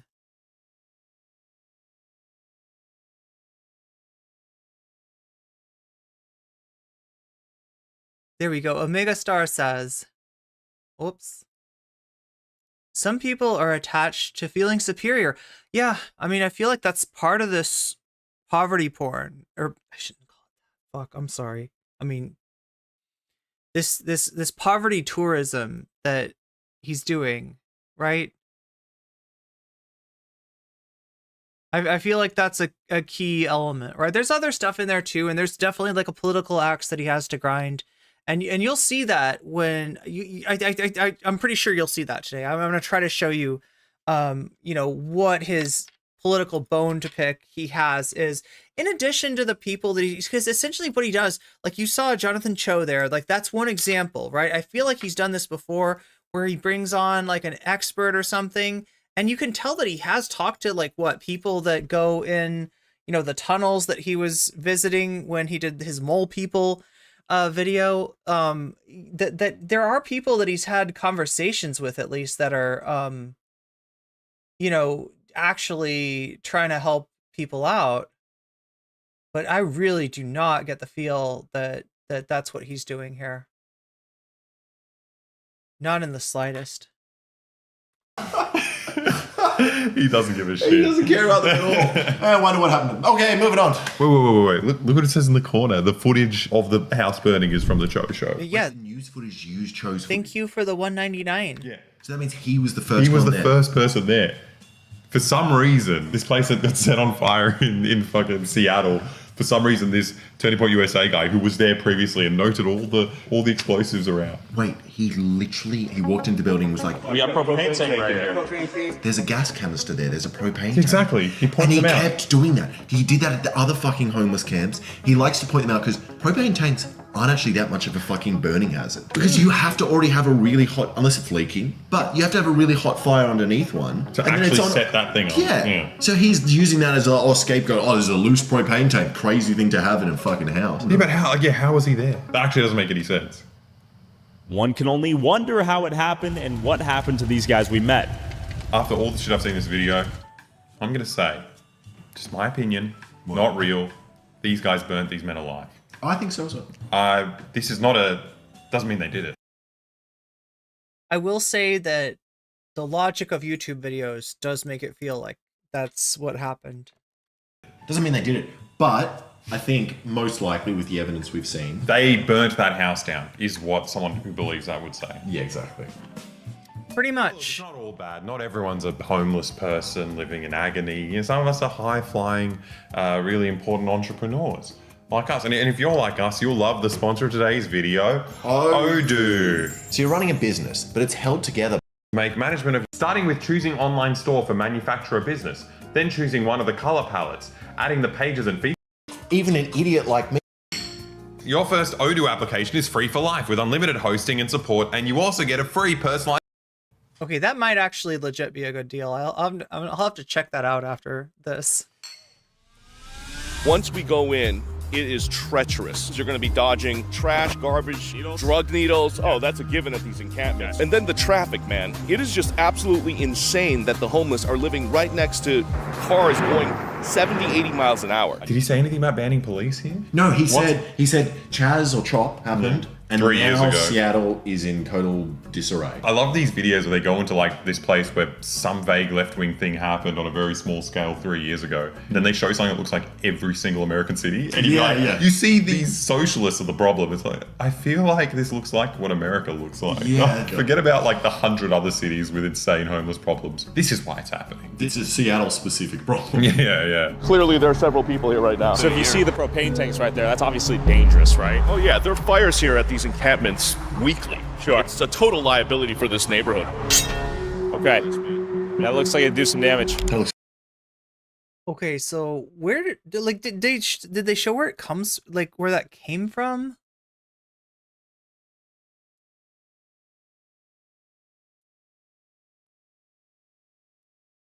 It's fucking sick. Right? Oh yeah, there are fires here at these encampments weekly. Sure. It's a total liability for this neighborhood. Okay. That looks like it'd do some damage. That looks fucking sick. That's the most advanced homeless weapon I've ever seen in my life. What's the purpose of this weapon? You're like you're fighting other homeless men? It's like bum fights? Your tent's better than his tent. He wants your tile. He wants your stuff. You think I need to stab him with 30 But nails. this thing would kill someone. It looks like it's empty on the inside, or maybe he's taped the... That's beautiful. Would you be able to make that? I think so, but... He makes things on his channel. I'm struggling to work out how they got the screws all the way through. They screwed them through the other side, but then what's the point of the tape? This is a club with nails. I mean, this is like Walking Dead style here. Yeah. So I'm gonna leave this out here.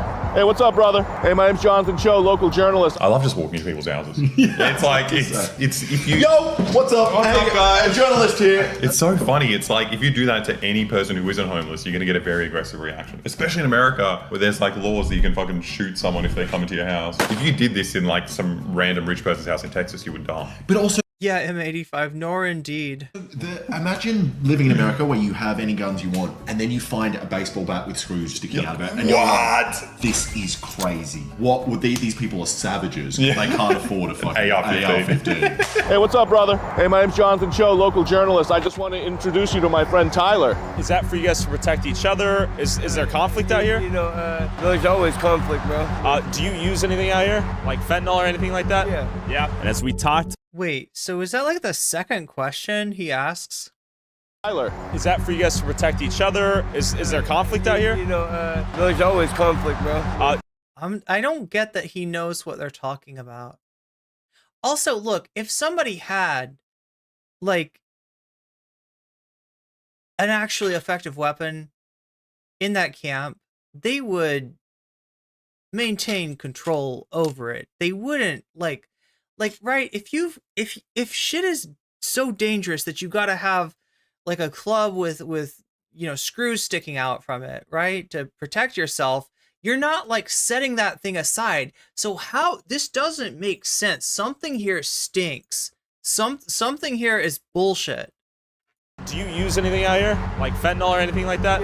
Yeah. And as we talked to this guy, what appeared to be the mayor of the camp pulled up behind us and asked us what we were up to. The mayor. They're pretending that homeless people are like this organized force that's like invading society, not just like people who can't get a job and have nowhere to live. How do you know he's the mayor? Was he wearing a crown? Well, maybe. If there's anything the city can do to help you guys get permanent housing. Okay. Would you like us to get out of here? Is that okay? Is there anything we could do for you? And it's like, get out of my house. What do you mean? But does he not see that this is just extremely patronizing, just coming in? We took the hint and peeled out before. Yo. Looks like a fire extinguisher. But like it doesn't make sense, right? That like that's just sitting there. Like, look, if you got a weapon to protect yourself, it's like it becomes inversely useful as someone who means to do you harm picks it up. Does that make sense? So why would such a weapon be sitting out in the open, up for grabs for whoever wants to pick it up. Like, right? That thing might be useful for self-defense, but what I'm trying to put across is that, you know, it becomes a liability when it's in, you know, somebody else's hand. It doesn't make sense. There's something we're missing here. There's something that we're not privy to. And the fact that we cut to him picking that up makes me wonder, did he pick that up? Did he pick that item up? Or did that item somehow come from him? I don't know, chat. I am just asking questions. Before things got violent. Everyone here had weapons, baseball bat with nails in it. Look, he's carrying the club. Okay. I think it's time to move. He might be coming in our direction. At this moment, I was unsure if I was about to get killed, but it turns out he wanted to give me an early Christmas present. I can keep it! So that brought you the bat back. Why would this happen? Why is a guy holding out a bat to these men? Why does he want to give it to them? I have no idea. It's their bat. These guys brought the bat in. What, Tyler brought in a bat? Yeah, they brought in this bat. They're like, oh, it's like Walking Dead. Look, I can't prove that, okay? I can't prove that. I don't have any proof of that, okay? But we also don't have any proof that that thing was sitting there in the camp. And I don't trust these guys. I do not trust these guys. I got zero confidence here.